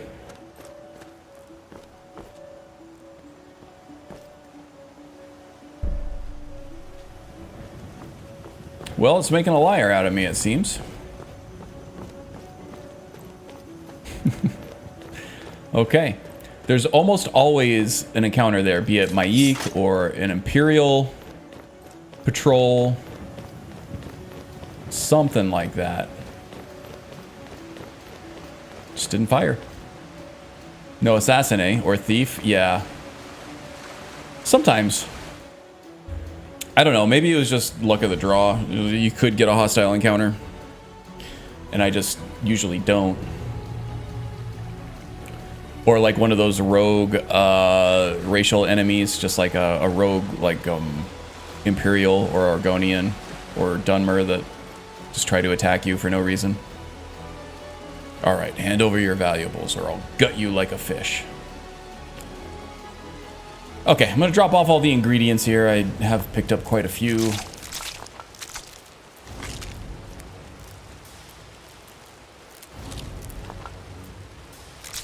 I think I have smithing potions ready to go in the inventory already. Fortify smithing. Yes, I do. 52%, 64%. I wonder which one I'm going to pick. 64% better. So good. Let's just make sure that we can do it before we waste a potion on it. Yes, indeed. And there's that ebony ingot. We can do 59. Ooh, that's nothing. We also don't have the ebony smithing perk. Actually, let's go ahead and level up just to see if there's something that I can do here. All right, so the scout doesn't use magicka at all. He takes 2 health and 3 stamina for every 5 levels. So it looks like I've taken 1 in health. I'll take another 1 in health, and then 3 in stamina will get us to 36. Okay, so let's go check smithing, because that's what we're going to get the most use out of right away. Merrick, expert smithing, Orcish, scaled plate, and Nordic, and we don't have enough for the exotic stuff, which is where the ebony is. 2 more levels though. Okay. Makes me think 7,000. Let's go see what we can afford over at Aorland. We'll get some smithing training at Aorland. We'll buy 2 levels. And that should be enough to get us our ebony smithing perk, and that will help us a lot with Dawnbreaker here. I'm going to fast travel because I just took this road. Don't want to do it again. Normally I wouldn't go this far out of my way to do training, but since we're only 2 levels away and it's going to have a huge impact on our how much we're able to smith this weapon, it's totally worth it to me.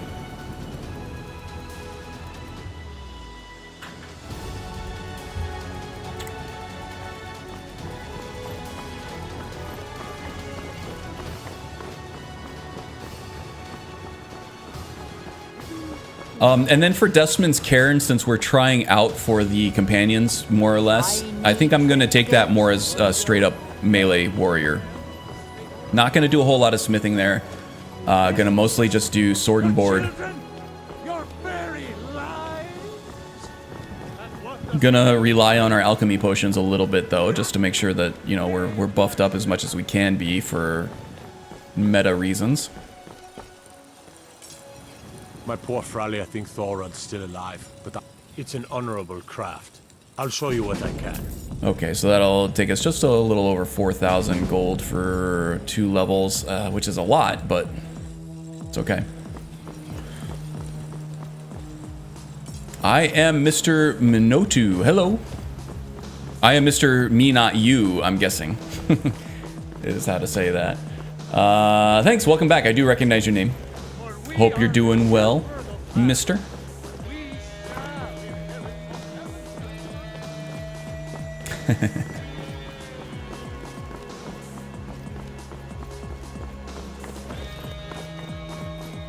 Okay, back to Ryax. We'll smith up Dawnbreaker. We're going to be ready to go to level some Draugr.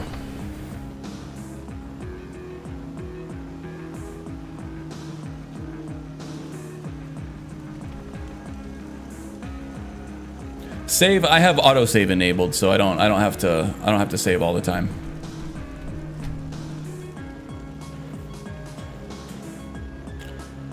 I haven't had the issues with the autosave that Magus has had. I use quick save and autosave all the time, never had a problem.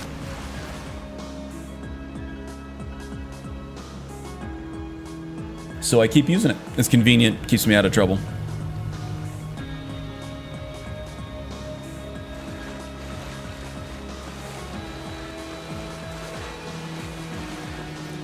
Any issue that I've had with my save has been completely due to adding or removing mods mid-playthrough, which is why I don't do that at all anymore. Okay, I think I have some smithing gear in here. I do indeed. Just leather bracers of major smithing is all I got there. Got this on in the background while I do some work. No problem whatsoever. The vast majority of the streams that I watch are background for me as well, while I work during the day. I do chime in as I can. Oh, let's see. The Forge Master's Fingers does 12%. This one does 7. Ah, this is better. This is better anyway. I do try to be an active member of chat now and then. When somebody says something that I can chime in on, I'll switch over and say, yeah, this or that or whatever.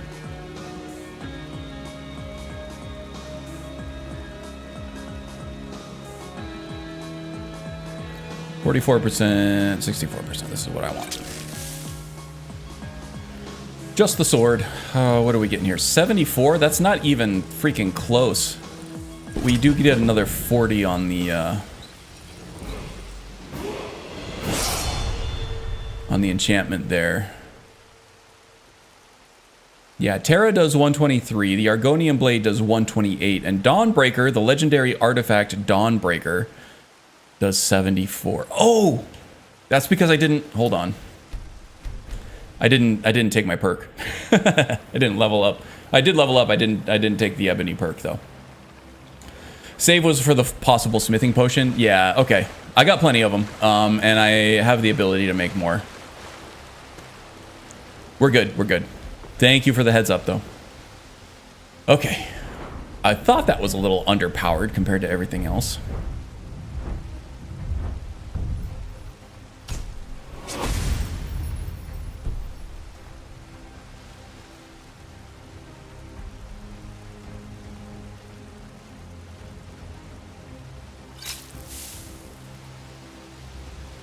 Ah, crap, and now I don't have the damn...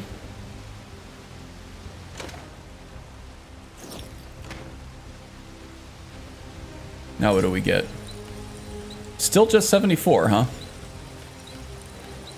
That must mean that it takes an ebony ingot to...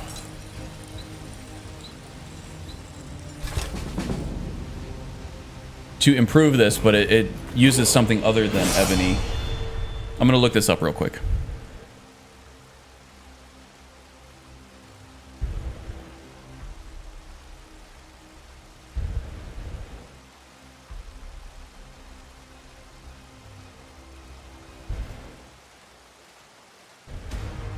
Upgrade material is ebony. I knew that. There is no perk for it. Okay, let me check Zims. Zims might have changed that.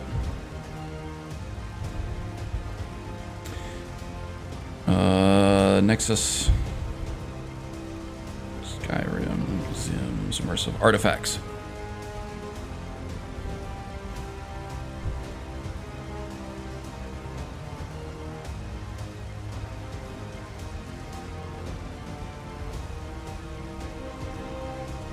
Dremora improvements. Oh, that was something else. Okay.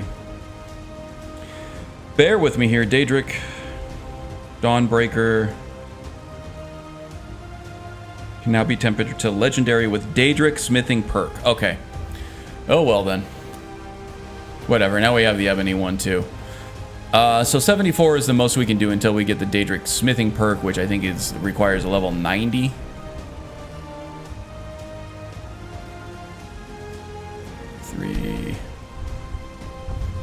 I think requires a level 90 smithing.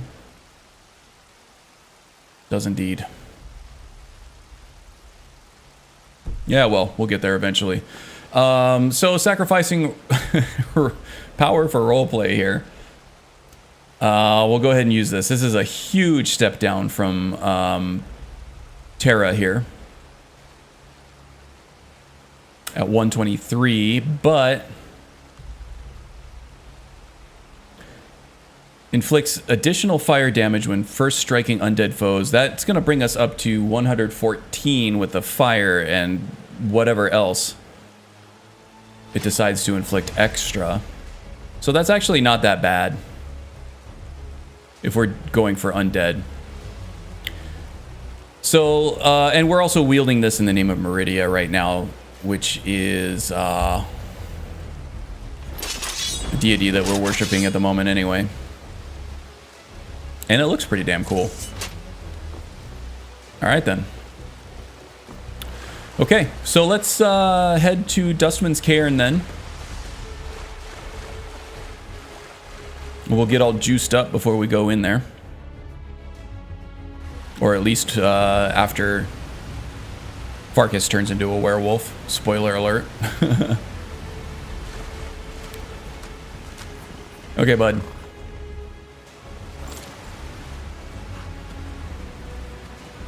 I don't know what's going on there.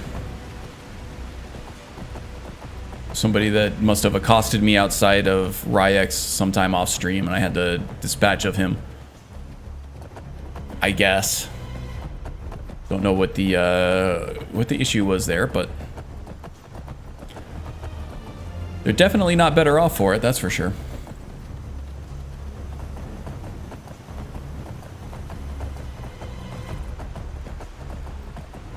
So somebody asked about that Nemesis mod, Shadow of Skyrim, earlier. I think maybe it was the Drakon Overlord?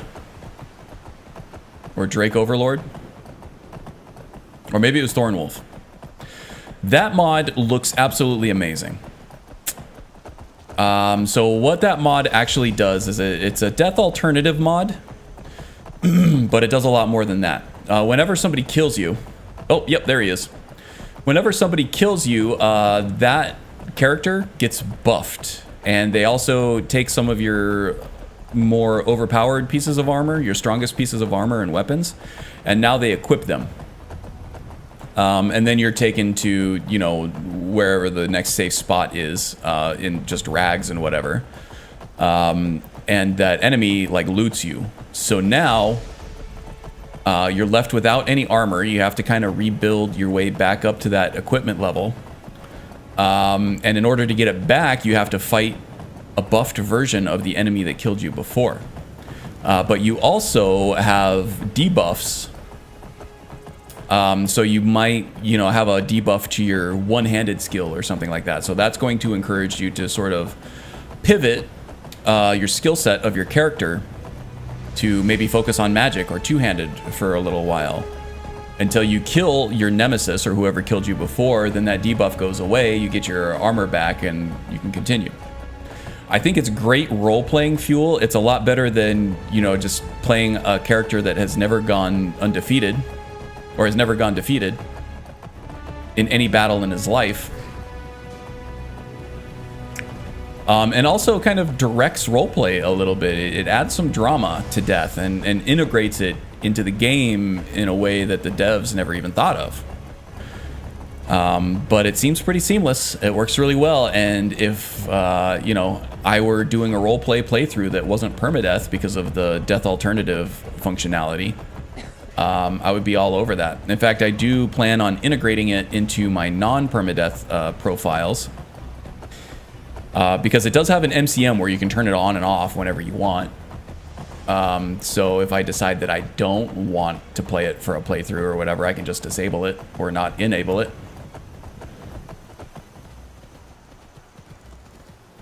Now, I could be all huntery and take on these elk, but we kind of got a job to do right now. We're on the clock for the companions. Will I play Skyblivion when it comes out? I don't know. It depends on how easily I can install that and not touch my current Skyrim install folder. Like with Enderall and stuff, I know there are ways around it, but that's the reason why I haven't played Enderall, is because I'm always playing Skyrim and I don't want to touch my Skyrim install folder in order to have Enderall running on it. We should keep moving. I'm running older versions of the Skyrim SE EXE, and I don't want to have to update that in order to play one of these major standalone games that require the EXE to be a certain whatever. Or to have to retest all my E and B settings and graphical settings with all this stuff. Oh, well, thank you. Yeah, I've been working on this for a long time. It started off as a Novice Guide as a base, and then I've made a lot of improvements to it as I went. But that was years ago now, I feel like. That was pre-pandemic when I did this. All right, let's move on. Hanging moss, don't mind if I do. But yes, I appreciate the kind words. I do work hard on it. I work hard on maintaining it, improving it, keeping it in good order so it doesn't break. Because I really value stability in a mod list, something that'll last me for years.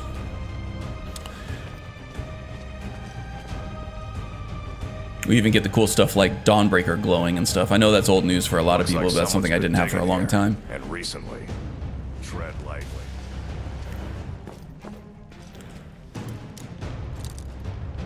Okay, so as I said, I'm not going to be doing the sneaky thing with this dungeon crawl. Since we're trying out for the companions, sort of, I am going to be playing this straight up, sword and board, the entire time. However, after Farkas makes his big reveal, I am going to pop into that mortar and pestle screen to proc Labskeever, and then I'll take a bunch of potions to strengthen myself up.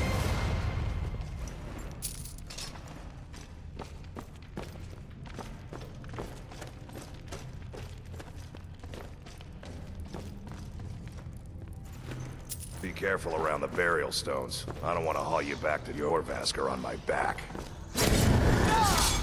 Come on. Okay, that didn't do a whole lot of damage there, did it? Not against the Death Lord, anyway. You won't get away from me.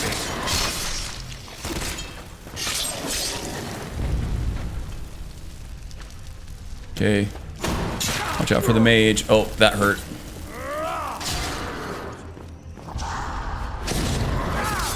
Scourge. Thought I heard somebody come back to life over here. I think Farkas has him. Yep, here we go. Come on.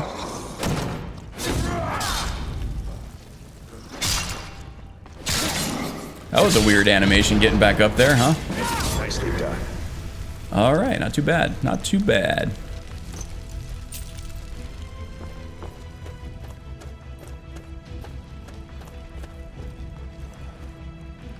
Healing Touch. Too bad we're not using magic. Healing Touch is a great spell. Hook that up to Okado's Recital and you get a nice little health regen and a bunch of other stuff.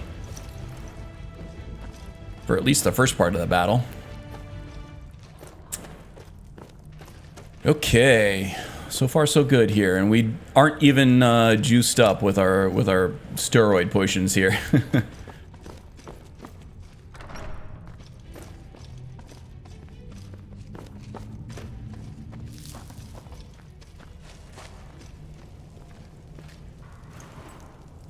Ebony Mall, that looks nice. That looks really cool, actually. I think that's from Heavy Armory.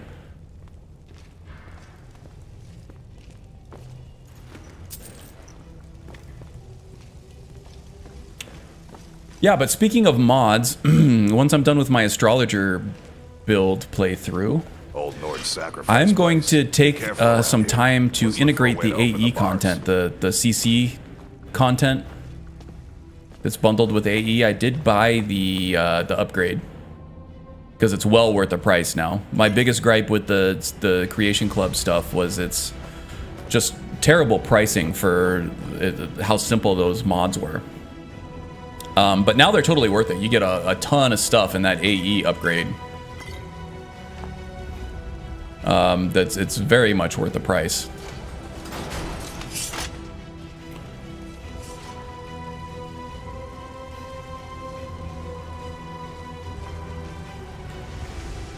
Now look what you've gotten yourself into.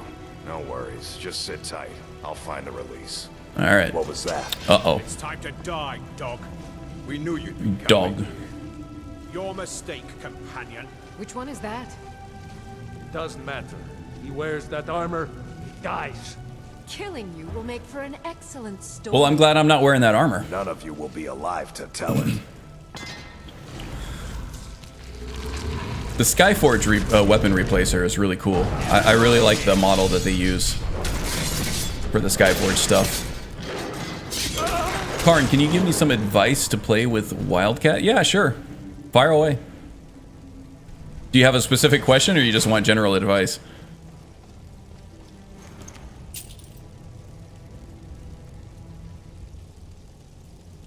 Let's see here.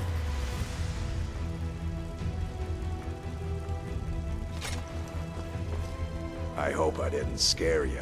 Oh, I've seen worse. But what was that? It's a blessing General? given to some of us. We could be like wild beasts, So a fearsome. big thing with Wildcat, the biggest thing I think is that, so with vanilla, Only the Circle have the beast blood. Prove your honor to be a companion. you're encouraged to kind of just hold block indefinitely to absorb damage, and then you're encouraged to kind of just swing away with your weapon just to mash the attack button when you're attacking.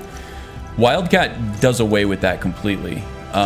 Stamina becomes much more important. You drain stamina faster, and you also get debuffed if you're running out of stamina. So you want to. Oh, and also timed blocking is a very powerful thing in Wildcat. So instead of when you're in a fight, instead of just holding your shield up and waiting for an opening, it's going to take some practice, it's going to take some getting used to, but try just, standing there in front of your enemy until you see them twitch to make a move, and then you'll have a little bit of time to bring the shield up, and then if you do block it in time, within 1 second of when you raise your shield, you're going to get what's called a timed block, and timed blocks usually cause a stagger, and they cause a lot more of the damage to be absorbed as opposed to just holding the shield up like this. Another thing is don't just go in wailing, even if you're playing a barbarian character, because you're gonna shoot through your stamina, especially at lower levels, very quickly, especially if you have a heavy two-handed weapon. So in general, I find it's best to wait in front of your enemy until you see them flinch, until you think they're going to attack. Then you bring up your shield, and as soon as you block that attack, they're going to get staggered. Go ahead and let go of your shield, and that's when you can get a few swipes in. But keep a close eye on your stamina gauge, because as soon as that gets depleted, you're going to be severely gimped in terms of damage output and things that you can do. Especially if you're running like a dodge mod like I am here. If you don't have enough stamina to dodge, you're not going to be able to get out of there. Ooh, and I am still wearing my smithing gauntlets, I just realized. Here we go. So yeah, sort of the general flowchart I use is to don't go in attacking. Don't attack first unless the opponent is just being stubborn. Wait for an opportunity to time your block, and then while they're staggered, go in with regular attacks until you unlock the perks for reduced stamina on power attacks. So for one-handed, you're going to have Disciplined Fighter. So you're going to reduce cost of power attacks with one-handed weapons. There's something similar to this in two-handed as well. And then you can start canceling your regular attack with a power attack for reduced stamina usage. Try not to go under half stamina usage at any point. Blocking is also going to deplete stamina, so that's kind of why another reason why you don't want to just stand there absorbing blows with your shield. Attack when you have the opportunity, block only when necessary. That's pretty much it, I think. Also with Wildcat, you have attacks of opportunity where if you can get behind your enemy, you do more damage. So wait for those too. Things like in the block tree, you have quick reflexes here. That's really powerful. So that makes it so that you can just, you know, hold block, but you don't have to. If you see your enemy flinch and you bring up your shield and they happen to do a power attack, that's going to slow time. That'll give you an opportunity to like circle around behind them and then go in for an attack of opportunity. Does that help? That's why he died too much. Yeah, so that's what I know about Wildcat. I think that's a pretty comprehensive overhaul, and I might actually do a video on it at some point too, because I feel like a lot of people like to shit on Skyrim's melee system when vanilla is not great, but with a couple of mods you can make it a lot better.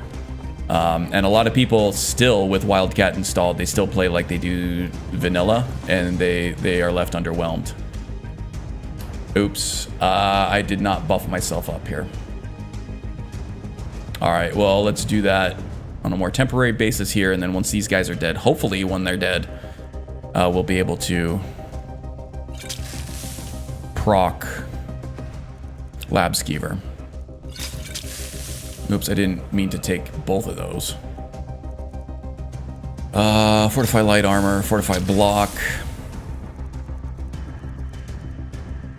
Don't really need to resist fire, frost, magic, shock, poison. Already took fortify stamina. Regenerate stamina is going to be huge. And maybe regenerate health. Fortify health here. Help me. Thank you very much, Karn. Great. Yeah, if you have any more specific questions, don't hesitate to ask. I've been playing with Wildcat for a long time, and yeah, like I said, there's a lot in there that not a lot of people are taking advantage of to overhaul their melee experience.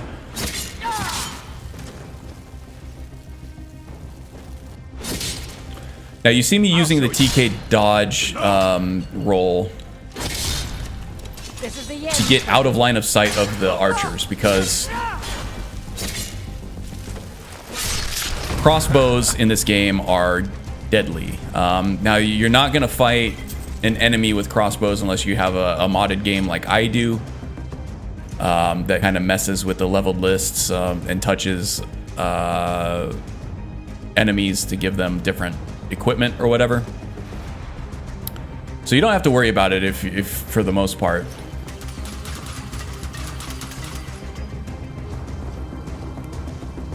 I'm gonna make a new combat mod called Feral Dog. I'll show myself.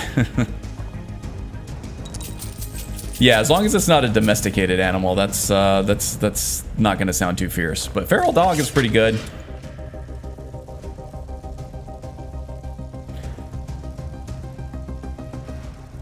Let's see. How about Rabid Coyote? Mortar and Pestle. Hey, Z the Exile. Welcome, welcome. Oh, you're late. Nah, we still got a good hour or so left. Still lots to do. I was just going to ask about bows. Is it different with Wildcat? Yeah, so the big difference, there are actually a couple of big differences with bows. both fighting against archer enemies and being an archer yourself. Let me get buffed up here real quick, and I'll go into detail on that.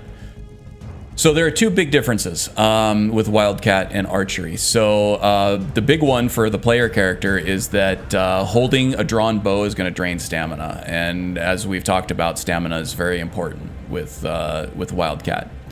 You want to keep an eye on that. So any kind of perk or potion or any kind of standing stone or racial ability that you get that will buff stamina or stamina regeneration is going to be really, really good for an archer in Wildcat.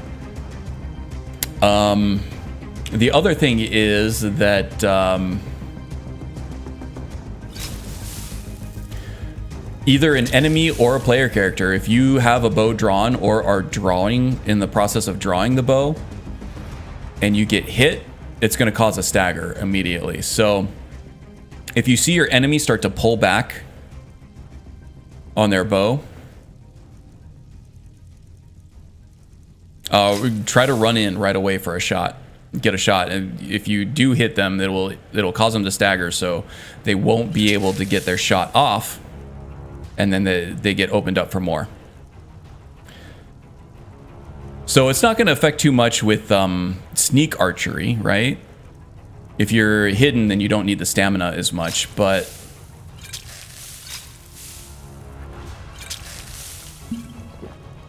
sorry, almost there. But if you're doing more combat archery, then yeah, just like melee combat, you're going to want to keep a close eye on stamina. Just make sure that I got my full 15 minutes on all this. Very good.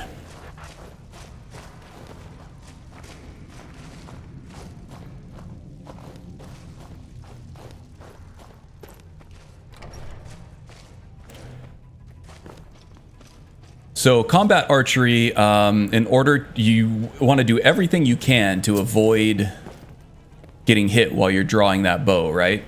So if that means releasing a shot early for less damage, then that's totally worth it, because you do not want to be staggered.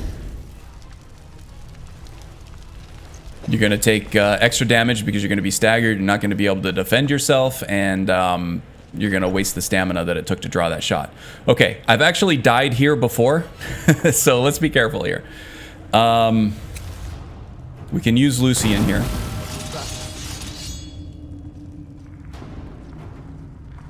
Don't want to take point here. Over here. Okay. Pay for that. Not enough of you.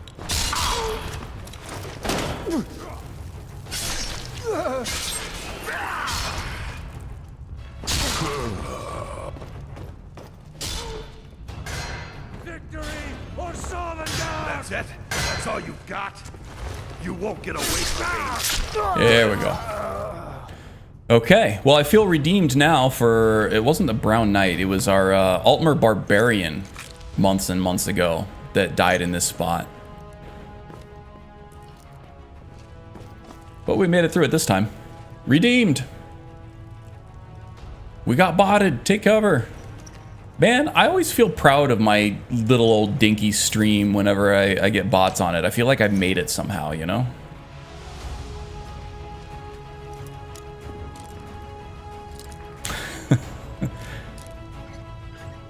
I mean, I know that bots, they'll target any stream regardless of size. There's no sweat off their brow to just target any old rinky-dink stream with their bot, but I don't know. I feel legitimate somehow when I get botted. They aren't even good bots.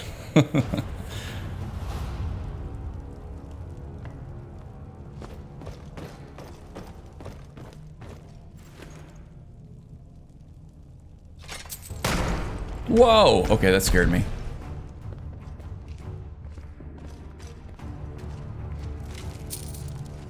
I don't know if I've ever had that pop open on me before like that.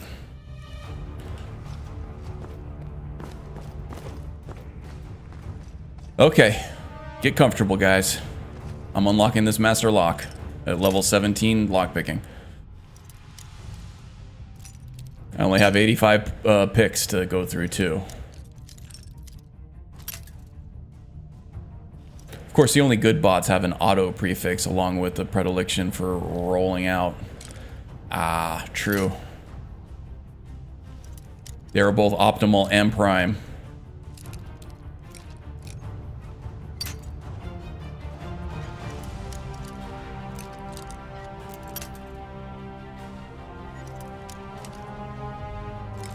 Oh my god.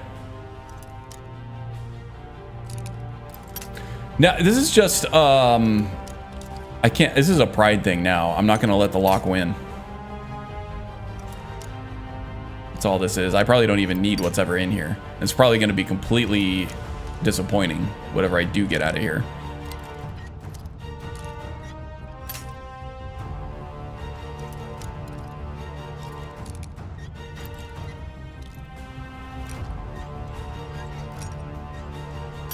No, so close. Ah, we made it. Whew. That means I win permadeath, right? I've won. The real challenge. Yeah, there you go.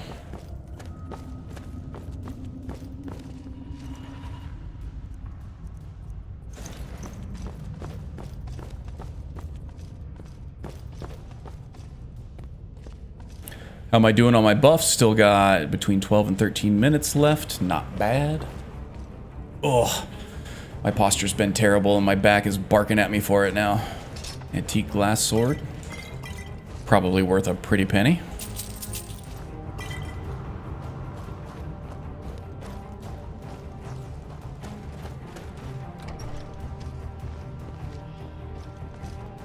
Alright, we got some more Draugr to take on here.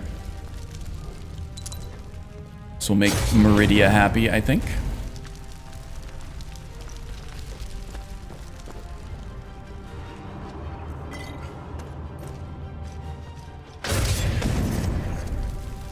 First try, yeah, indeed. First try, guys. Got the master lock in first try. My gaming prowess cannot be denied. Do you have ultimate combat paired with Wildcat? No, I do not. I have found Wildcat to be sufficient. Wildcat plus Ordinator is completely sufficient for me. I also have animated Armory to add in new weapon types and actually have them be consequential. Make them feel different. Because in the vanilla game, you know, war axes feel exactly like swords. They have the exact same animation. War axes are just a little slower, do a little bit more damage, but nothing to actually be any kind of consequential. Animated Armory does add new animations that are significantly either faster or rangier, depending on the weapon type, but has significantly less damage output in terms of like rapiers and spears and whips. And it makes each weapon feel different. So yeah, the core of my melee gameplay overhaul is just Ordinator, Wildcat, and Animated Armory. I would consider a combat overhaul, actually. Now, Ultimate Combat looks great. I don't really have any problem with it. It's just, you know, any kind of patching or whatever. I try to err on the side of simplicity and less mods instead of adding more. A lot of people like to exclaim, mod it till it breaks, but I don't. I do one mod, and then if things don't break and I'm happy with the gameplay, then I stop there. A little more conservative, but now that being said, I have almost 700 mods on each of my profiles.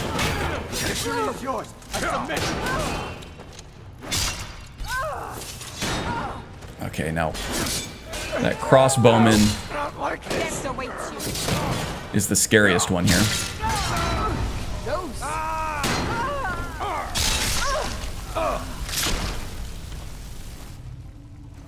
Also the Impa, is it Sekiro? combat overhaul looks great in combination with the others as well.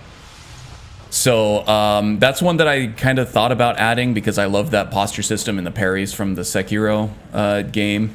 And I think that it looks like it's a lot of fun in the Skyrim engine. But that's another, I just don't feel like I need it. I have time to block, and I have the increased AI and the stamina management requirements for Wildcat. And then Ordinator, if you perk into the block tree, you can strengthen your timed block, which I think is a good substitute for the parry system in those other overhauls.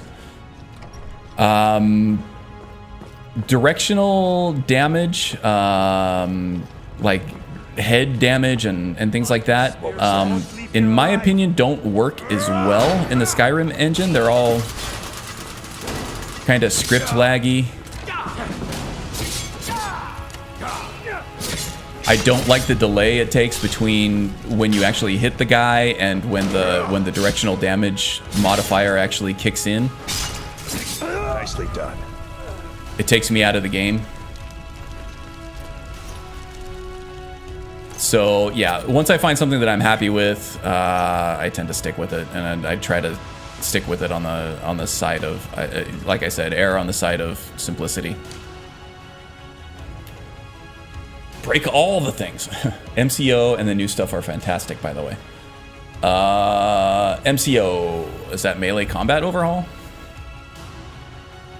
Those mods combined with your animations, stances, and combat mods. Yeah, and then, I mean, I'm happy with Wildcat and Ordinator, right? But then you have to have like those layered like animation mods and all the different requirements for those heavier overhauls and stuff, and then yeah, by the time you're done with it, you got another 12 to 15 mods stacked on top of each other. And part of the reason why I'm able to maintain a mod list for as long as I am is the simplicity of systems like that.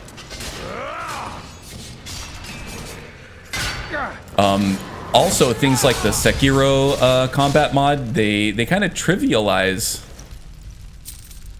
the timed blocking perks in Ordinator. Because if you could just parry everything and break posture that way, then it's like, why even bother using the timed blocking mechanic from Wildcat or perking into them in Ordinator? So it does kind of upset whatever kind of semblance of balance an Ision has in his overhauls, which I don't like either.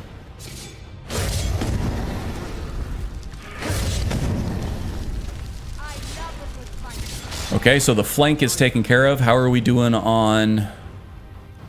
Okay, we got 7 minutes left on our buffs here.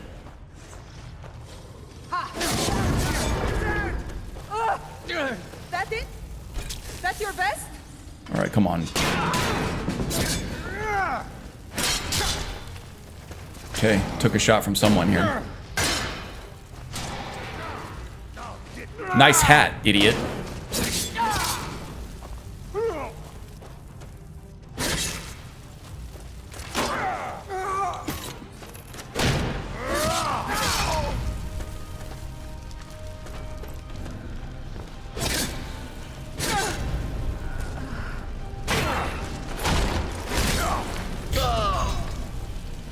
So yeah, I would say technically those bigger overhauls have better features. You end up in a technically maybe a more fulfilling melee experience, right? It brings the melee combat in Skyrim closer to that of newer games. But like I said, not all of it works great in the creation engine. There's still a lot of script lag in a lot of it. Now they've come a long way. Like using the Nemesis engine and stuff, they can feed those animations directly into the engine without the need for a whole lot of scripting, which is great. I'm using the Nemesis TK dodge right now, which completely eliminates script lag from the dodge roll. But that was another 4 or 5 or 6 mods that I had to install just to get Nemesis TK dodge working. Now, some of that I was able to replace the older ones with. So it was only like 2 or 3 new mods, but yeah, those ones like required a sprint hotkey update so that I could use the same key for dodging as I do sprinting. And I had to add in the iframe modifier mod independently. And of course, getting the Nemesis stuff in there to actually support everything. It's a lot. And I might end up there at some point, but especially with the cool animation mods and stuff like that. But I'm happy where I'm at for the time being, and probably keep me happy for quite some time. The most fun mod list for me have 3 to 4 mods as a base for gameplay, and the rest either being audio-visual overhauls and EMB or complementary and compatibility additions for the main mods. And Inigo, because Inigo. Yeah, no, I kind of agree. I try to keep the gameplay stuff, but I still get in there and tweak. Like, I like all of Anai's overhauls, so I like how those play together. I love finding synergies between the different aspects that he has added in via his mods. It's one of my favorite pastimes of all time, actually, is finding synergy in the full-on Skyrim overhauls and not the Vanilla Plus stuff, because there's just not as much of it. Yeah, it's one of the things I love doing best. It's finding synergies in Skyrim. So I do have all the Skyrim stuff. I do have arrow and bolt tweaks in to make the arrows flatter and faster. What was that? And I've looked into that mod to see exactly what changes they make, and then I apply those changes to all of the modded arrows and projectiles and stuff that I add in. Because I really don't like the trajectory of arrows in as it is in vanilla. And I was watching Magus stream the other day, and watching the arc that Requiem puts on those arrows. It's like, ew. It was making me kind of vomit in my mouth a little bit.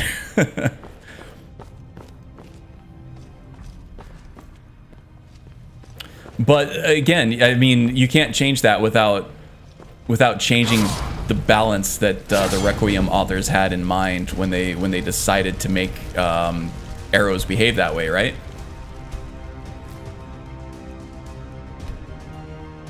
Yeah, Requiem is crazy on the archery arc.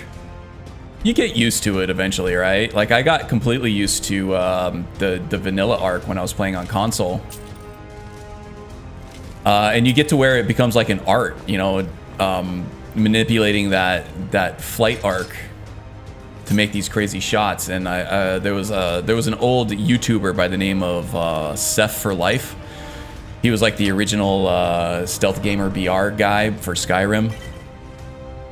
He would just make crazy lob shots, trick shots with those arrow arcs. And he actually had a video on how he practices to make those shots. Yeah, just these little lob shots. Like he would kill Enodius Papias from over his tent by just kind of like tapping the fire button and lobbing an arrow over it from just on the other side.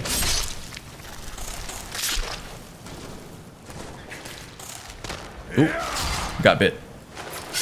Luckily, my resist poison potion is still in full effect, so that potion did not, or that poison did not hurt at all.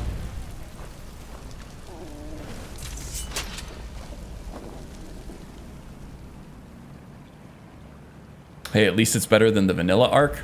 I don't know. From what I've seen, I think that's arguable.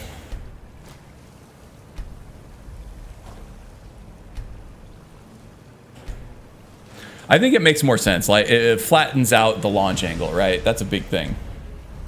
So you don't have to aim lower because your arrow is going to travel upward. It's gonna go where you point your cursor, which is great, which is a great improvement. But just that drop off is so severe.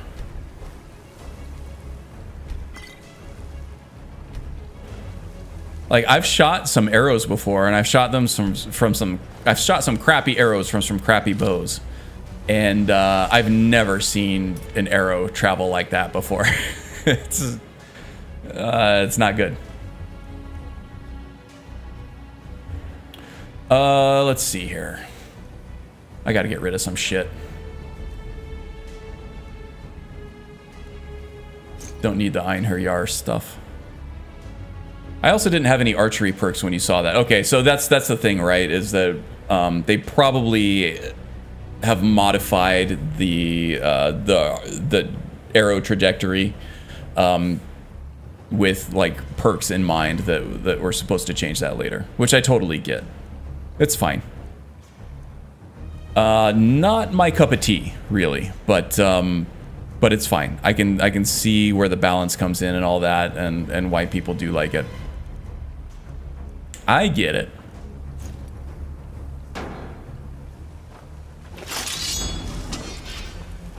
DS1 archery? Is that Dark Souls 1? Or Demon Souls 1? At least those games have a lock-on mechanic, right?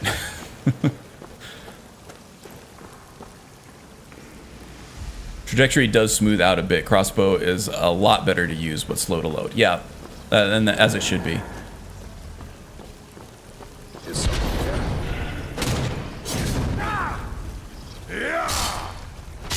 Okay, he's got the Death Lord. I'll take this guy. Want to get to a point where I can see the Death Lord coming if he takes out Farkas.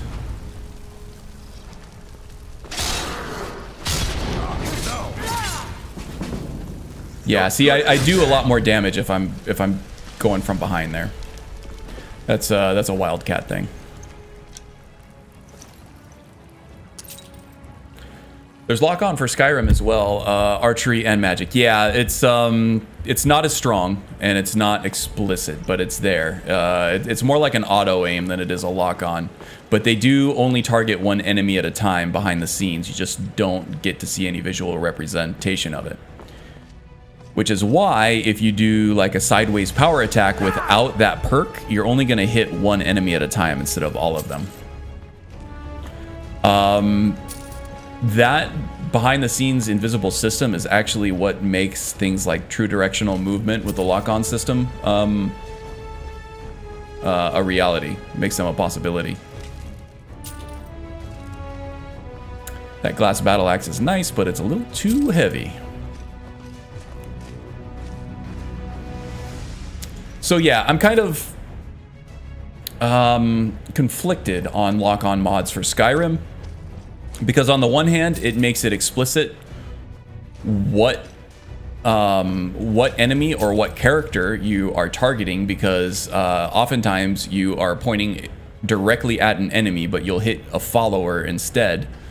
So a lock-on mechanic would make that explicitly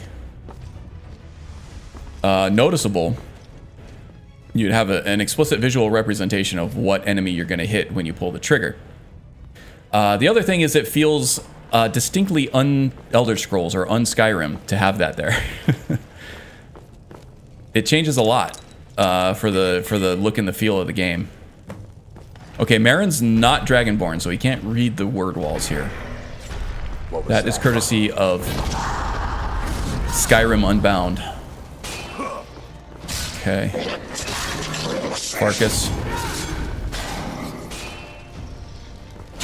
Okay, yeah, and stamina is recovering quickly after that initial cooldown. Okay, we're getting hit in the back here.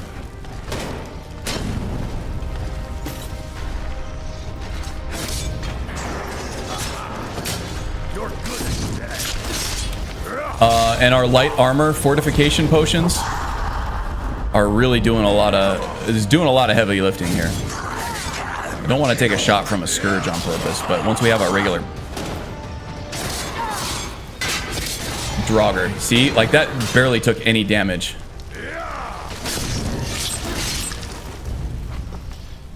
And that is because with the potion I am doing 427 armor rating still, but I also have Oh no, I don't. None of my other shit is working. It's all I have the regenerate health and stamina, but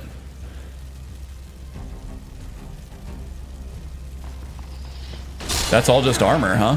That other stuff ran out. I should have popped another mortar and pestle run for all this, but I didn't. I should go ahead and just use some potions here, though. Generate health I'm already using. Let's go ahead and fortify that stuff, though.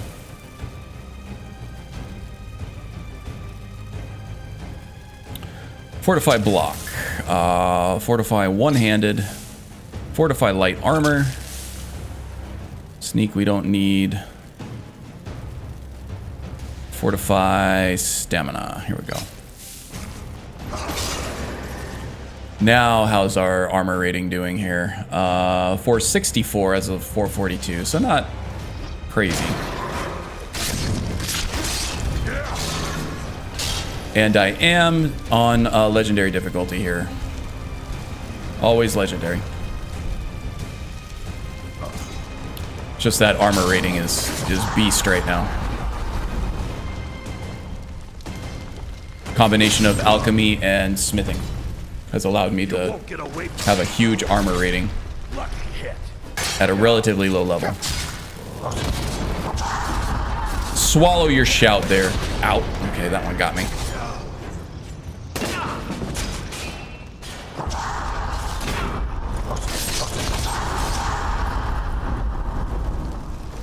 This guy looks tough.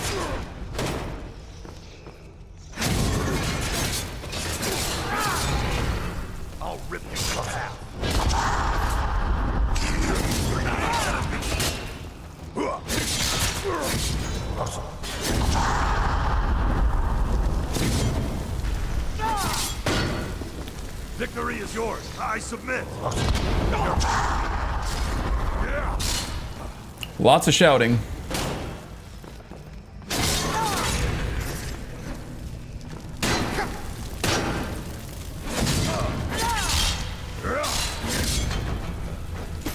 Okay. We good? Oh, there's one more. You can't hide from me. That'll teach him. One dramatic ending shot there. Internet is being uncooperative. Have a good one all. Okay. Sorry about that, Z. Hope that gets better for you. And take care. Good to see ya. See you next time. Toodaloo.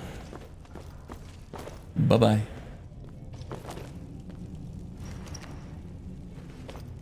How are we doing on encumbrance? Pretty good. Not gonna take any of the heavy stuff though. All right, so that's Dustman's Cairn. I thought I saw something poke up there. Maybe not. We need to get back to your Vasker. Okay, we can do this. Until next time. Back to your Vasker.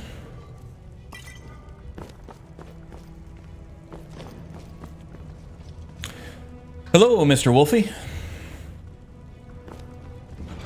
Welcome, welcome. I kind of feel like, do I need this? Steel plate armor of peace. Yeah, it's just too heavy. Too heavy. I'm a light armor guy anyway, can't use it, so whatevs. And if I need money, I can always just mix up some potions and sell those off. Not an enchanter either, so can't use the enchantment.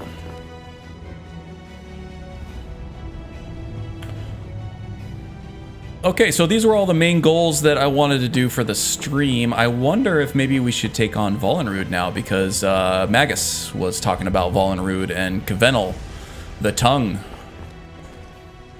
and how he would like to see this guy versus Kvenel. I would kind of like to see this guy versus Kvenel too.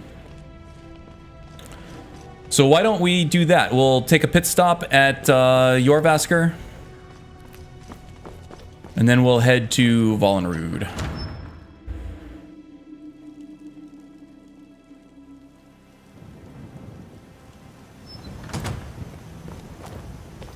Oops, didn't mean to take that.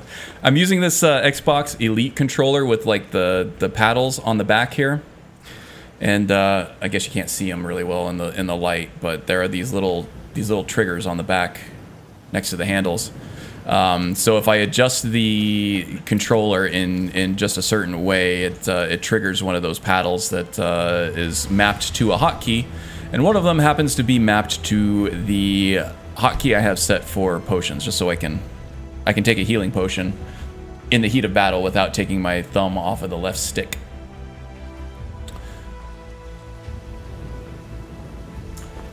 So every once in a while, I will hit those hotkeys when I don't mean to. I'm getting better. In the first week or so that I used this controller, it was a lot worse. But you get better at it for sure.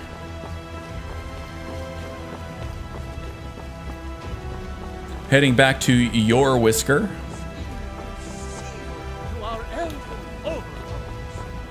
We've been awaiting your return. Oh yeah? Hope you didn't wait up too late.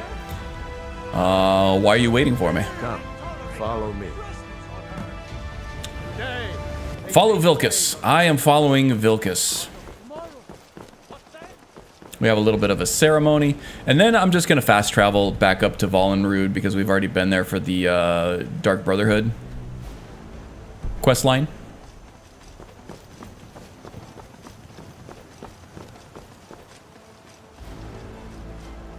Brothers and Don't want to retread that. It's going to take too long anyway, and my streaming window is closing a little bit. We got 20 minutes left. Endured, has challenged, and has shown his valor. Who will speak for him? I stand witness to the courage of the soul before us. Would you raise your Okay, so now Marin feels like he is regaining some of the honor that he lost in his Dark Brotherhood days. Your sword in his honor. It stands ready to meet the blood. This feels better. This feels more like something that he had to earn through righteous combat than something that, you know, Then the judgment he took advantage of somebody else to obtain, like he did with the Dark Brotherhood. Courage that have united the companions since the days of the distant. So he's feeling a little bit redeemed now. He feels like the hunting the undead from Iridia is kind of redemptive. So he feels a little bit like he's on the right track there, and now he's fighting for honor rather than killing for money. I trust you won't disappoint. So he's feeling pretty good about himself. It's a bit of an emotional roller coaster, but he's feeling pretty good right now. I see you've been allowed to know some secrets before your appointed time. No matter. Yes, it's true. Not every companion, though. Only members of the Circle all share the blood of the beast. Some take to it more than others. And what about you? Well, that was a nice little ring around the rosy from Skjor there. The Doing a little bit of a photo bomb on us. It's okay. I appreciate it. God, Skjor's such a camera whore. Look at him. He's like, pay attention to me. Pay attention to me. Some may prefer an eternity. Nude HD XYZ sounds sexy. But I crave the fellowship of Sovngarde. What does RH stand for, you think? Real hard? Right heavy? I don't know. Yes, but it's no easy matter. Are you using the animated armory? Yes, I am. I'm not really using a weapon that does it right now, but I am running animated armory. Welcome, by the way, DT Jiffy. I don't think I remember seeing your name in here earlier. But yeah, I do have access to whips, rapiers, spears, quarterstaves, all that good stuff. But yeah, I've got Dawnbreaker right now, and that just uses the standard animations. Except for the power attack, I have a special power attack for swords there. Or you'll fall right over. All right, so what time is it? 8:09. We are a bit of a night owl. Marin is anyway. What is all this? Talk to the companions leaders for work. What is there a companion leader all the way out here for? I don't know. That's probably Farkas. Last time I found Farkas like all the way over here on my way to Dushnik Yal. So he likes to get out and about. I don't know why. He's always out doing some kind of job or other. Okay, so yeah, like I said, I'm just gonna fast travel over here to Vollenrud.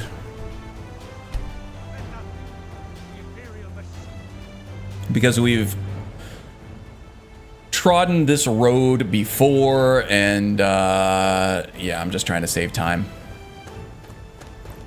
But Magus said Gvenel the Tongue might be a challenge for Marin here, and I wonder. Now that we aren't doing a tryout for the companions, I think we can be our old infiltrative selves again here, right? Looks like this guy has respawned. So we'll be doing some sneaky stabby stuff.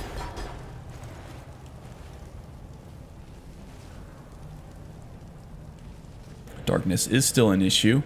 I think this first little room is safe. I do want to see if there's anything left over. I don't think there is. I think I pretty much cleared this place out.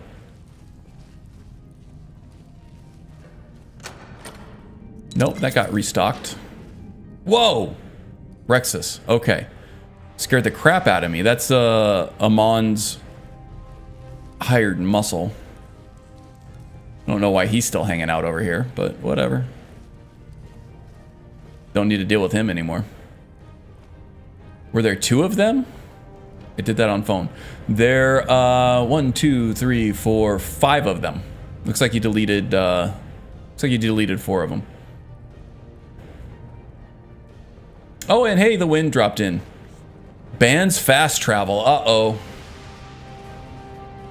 Good thing I don't have that option. I try not to fast travel as much as possible, but when I'm going over a road that we just went through, then it's kind of less fun.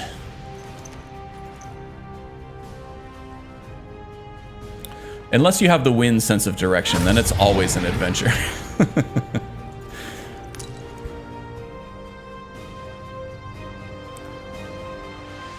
No, it doesn't look like you did, Magus. I think you're good. I'm pretty sure at this point everybody knows not to click on stuff like that. So if you miss a couple, I think it's not a huge deal. But I appreciate you staying on top of it nonetheless. Ooh.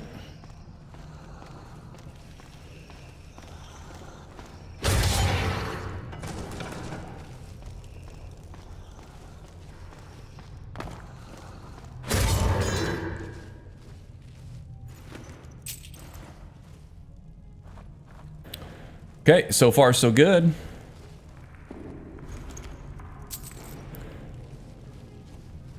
Okay, so the way this works... Oh, I definitely want some of that iron, though. How are we doing? Jeez. Not great on encumbrance.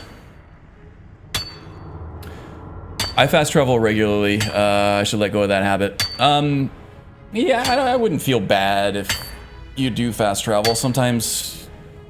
You know, you just want to get in and kill some stuff, and that's when fast traveling is great. But for an immersive roleplay, I feel like you should try to avoid fast travel as much as possible. Because there's so much that you can get on the road in terms of random encounters and things like that that can help shape a roleplay and some twists and turns. Okay, now there are freaking traps all over the place in this little area here. We just try to stay out of the middle of it.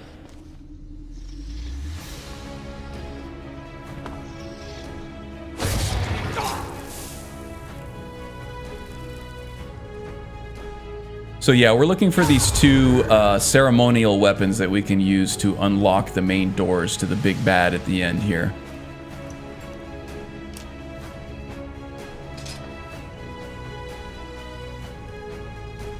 Mace etiquette, looks like I've read that one. So there's the first one.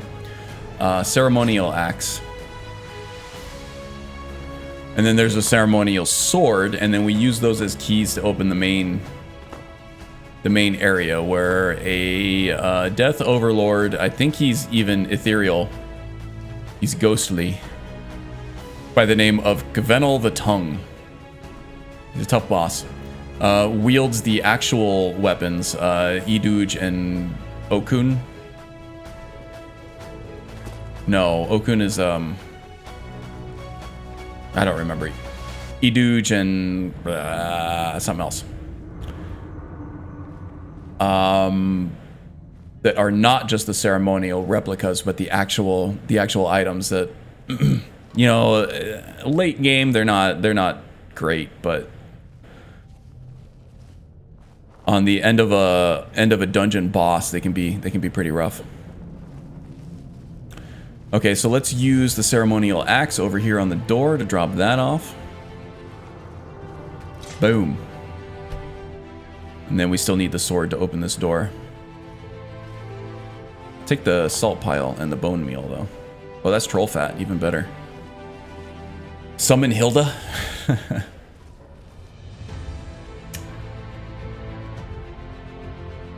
It's a gift. I just came to this stream, and I just gotta say that I love your beard. Oh, well, thank you. I've been working on this for a while, too. It's a pandemic beard that I couldn't bear to part with when I started getting back out into civilization. Yeah. It's become quite the pain in the ass, though, I'll tell you that. I do a lot more work on my beard than I ever did on my head hair at any point in my life.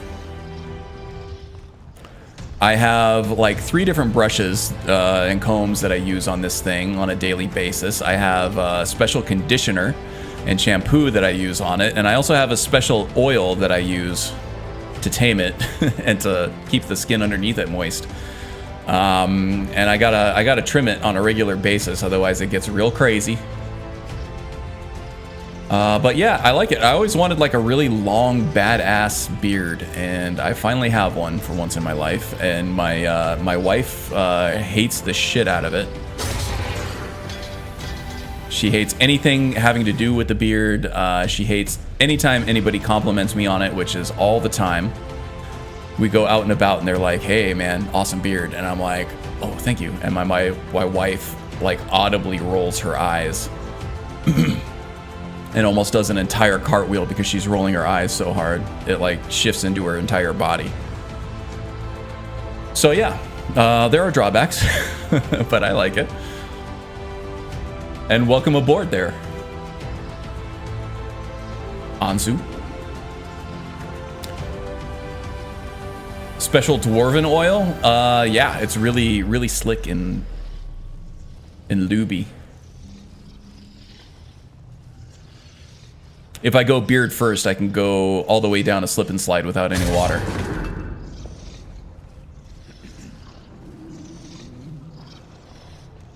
Sounds like we're getting a little hungry here, too.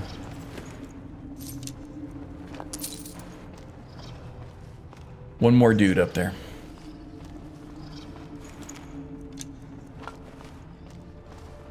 And then probably some kind of Draugr overlord protecting the ceremonial sword as well. Hey, Laughing Simon, how'd your stream go, buddy? Thankfully, I have the missus' approval for the beard. My wee mom hates it, though. Yeah. Male counterparts tend to enjoy the beard a lot more than female figures in my life, that's for sure. My mom's cool with it. My wife hates it. I recently went to a nephew's birthday party where like every single male in my family was like, "Dude, that beard's so awesome. I can't even grow him like that." And I just had like all of my male cousins and my uncles and everything were just like around me. Like it was like an entourage, like I was some kind of rock star, and just like fawning over the beard, and my wife was just like dying inside, trying to explain how she has no control over me to like my female relatives and stuff. There's the sword. So that kind of dynamic is funny, but I do run into like women that do really like the beard. My wife actually doesn't mind the beard in general. She just doesn't like how long it is right now, and that's kind of the point of having the beard at this point, right? Right? It's something that not everybody can do. It's a big, full beard with an interesting coloring to it. It's shaped well. It takes work. And a lot of testosterone. I like it. I've always been a fan of facial hair. Yeah. For sure.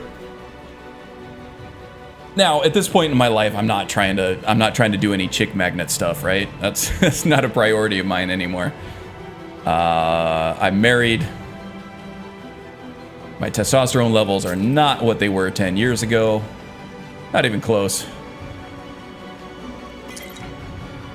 But if I can look like a badass with my huge beard, that's a win that I'll take. That's a win that I can reach, that I can take. And I need them. I need as many wins as I can get these days.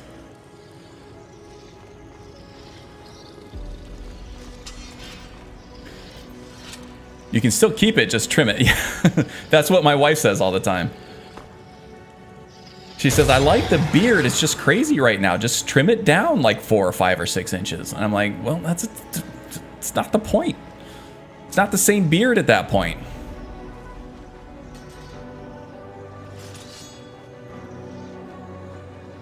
Okay, so there's Kavenel. I have a feeling this is going to be extremely anticlimactic, but since we're okay, let's get rid of his minions and we'll try to fight this guy one-on-one, toe-to-toe combat without the sneak stuff. I just want to make sure that he doesn't have any more of his minions. Now, I could probably easily just kill him with a sneak attack, right? Oops. I don't want him to discover me just yet. I want to kill anybody else who might be sneaking up on me. That includes you. Making faces at your buddy over here.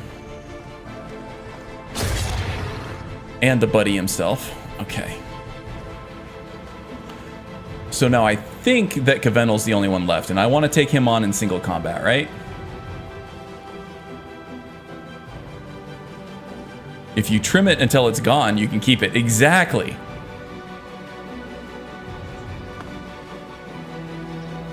That's what it seems like anyway.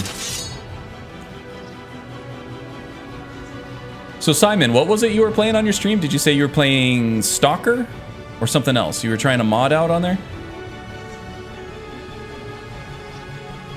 Oh, and he's got, is that a claw? He's got a claw weapon. Those things hurt. Okay, let's get buffed up here and then we'll take him on. We'll fortify our health. We'll regenerate some health. This is all just for 60 seconds, so we're gonna have to make it quick. True shot we don't need. Let's go fortify block. Light armor. One-handed. Everything else. Okay, we're gonna resist frost and magic. Do shock and fire just so that it doesn't surprise us with anything. And then of course we're gonna need regenerate stamina. Fortify stamina. All right, bozo. Let's do this. Ah, you totally missed. Doofus. Come on. Come and get it.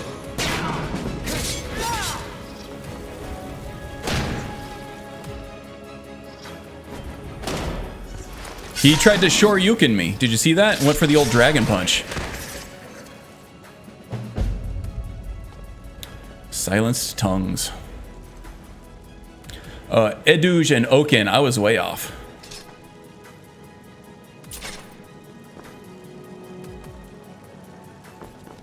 Yep, alright. I totally had it the whole time. I was actually just kind of playing with him too.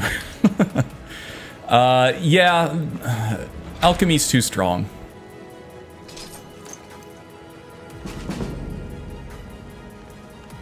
This I can drop off at the smithy shop in Dawnstar. Oops, didn't want that. Alchemy, too strong. Looking strong on day 8, yeah. I was talking about how I think that alchemy is the strongest skill in this game, and I was ready to fight anybody who disagreed. It's just... It makes everything else so much stronger, even without any kind of perk investment. Fortify carry weight, I think I do. Do I have something that gives me 74? 147. Look at that. See, another win for alchemy. All right, so Marin here is not Dragonborn, so he can't read Dragon Walls. It's a fun little twist by Skyrim Unbound.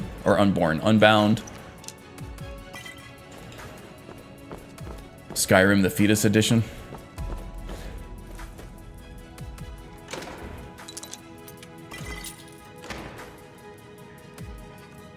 Yeah, alchemy just makes everything stronger. It is a money-making factory all by itself. You get to be the best swordsman in the game without any kind of perk investment. You get to be the best shield user in the game without any perk investment. You get to be the best light armor wearer in the game without any perk investment. You get to be the best smith and the best enchanter in the game without any perk investment.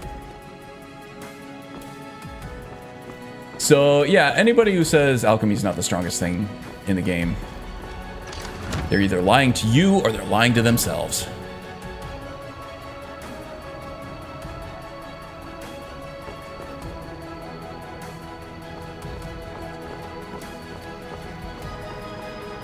Yeah, sometimes the 8-ball can take a little time. Sometimes it just straight up doesn't work.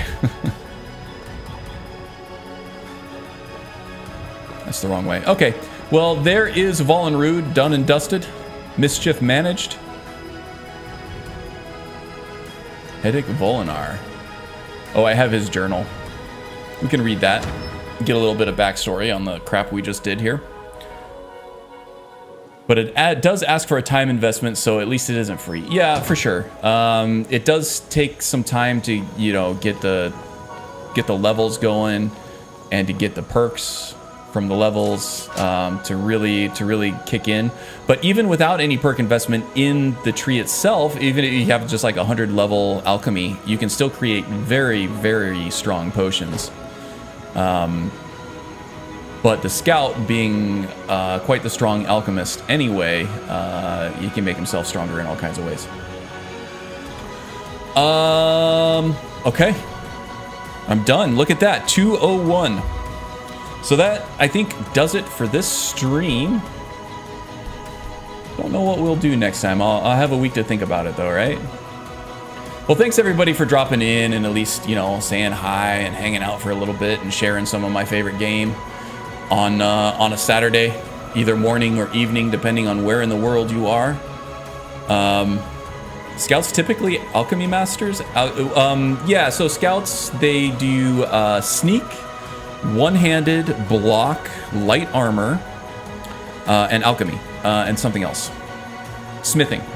So those are the 6 key major skills of a scout, at least from an Oblivion restoration sort of perspective there. So yeah, the scouts are outdoorsy types that are well skilled and versed in the ways of little plants and other ingredients that you get from animals and the fauna and the flora out in the wilderness, and crafting potions out of them.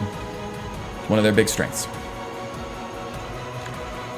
Oh yeah, I don't remember all of it either. I couldn't tell you what any of the key skills for most of the other classes are that I haven't played in the last couple of weeks either. So that's not you not braining correctly. That's just you being human, I suppose. What class is it that I like the most? That changes with the weather, I think. This one's pretty good. Generally, these days I kind of like the ones that give more of a challenge. So something like melee centric stuff like barbarian and the knight skill or the knight class was really good. But I do really like the agent class. I do have an agent build video agent build guide video up on my channel that I do highly recommend checking out because I'm very proud of it. And I really enjoyed all the synergies that they had between... It's probably the most powerful, well, aside from the Triumvirate Shadow Mage one, but it's probably the most powerful of the classic classes that I played, just because of the synergy between Sneak, Archery, and Illusion. And you don't really have to do any crafting for it.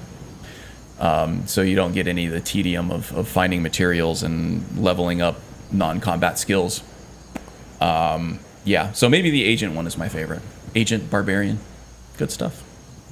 And there are some that I haven't even played yet, like the Witchmaster. And what else? Things like the Pilgrim that have some interesting wrinkles to it that I'm looking forward to trying out, that I haven't really played a character like that in a long time. But yeah, right now the Agent and maybe Barbarian. Or, it's not the class, but those are the classes. Have a great weekend. The mod convention is on right now, by the way. And oh, nice. I might check that out a little bit today. I do have a game night hanging out with some friends later today, so won't be able to watch all of it, but yeah, we'll catch some of it. Let's see. The Wind. Scouts typically alchemy masters that take time investment. Great stream. Couldn't remember. And what is the class you like most? Okay, I think I'm all caught up on chat. Thank you everybody for joining me once again. Speaking of the Wind, I think she has a stream coming up tomorrow, a regularly scheduled Sunday stream if she's feeling up to it. Do go follow the link in the description, leave her a follow, and come hang out with us on her stream at some point. Same with Magus, another mod in my channel here, as also has a nice little channel on Twitch. His link is in the description below as well, so do go leave them a follow. They're great. And the Laughing Simon, taking the YouTube world by storm with his VR shenanigans.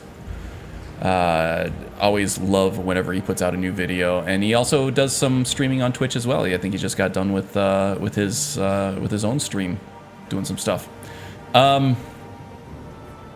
All right, I think that's it, everybody. Take care, and I'll see you again next time.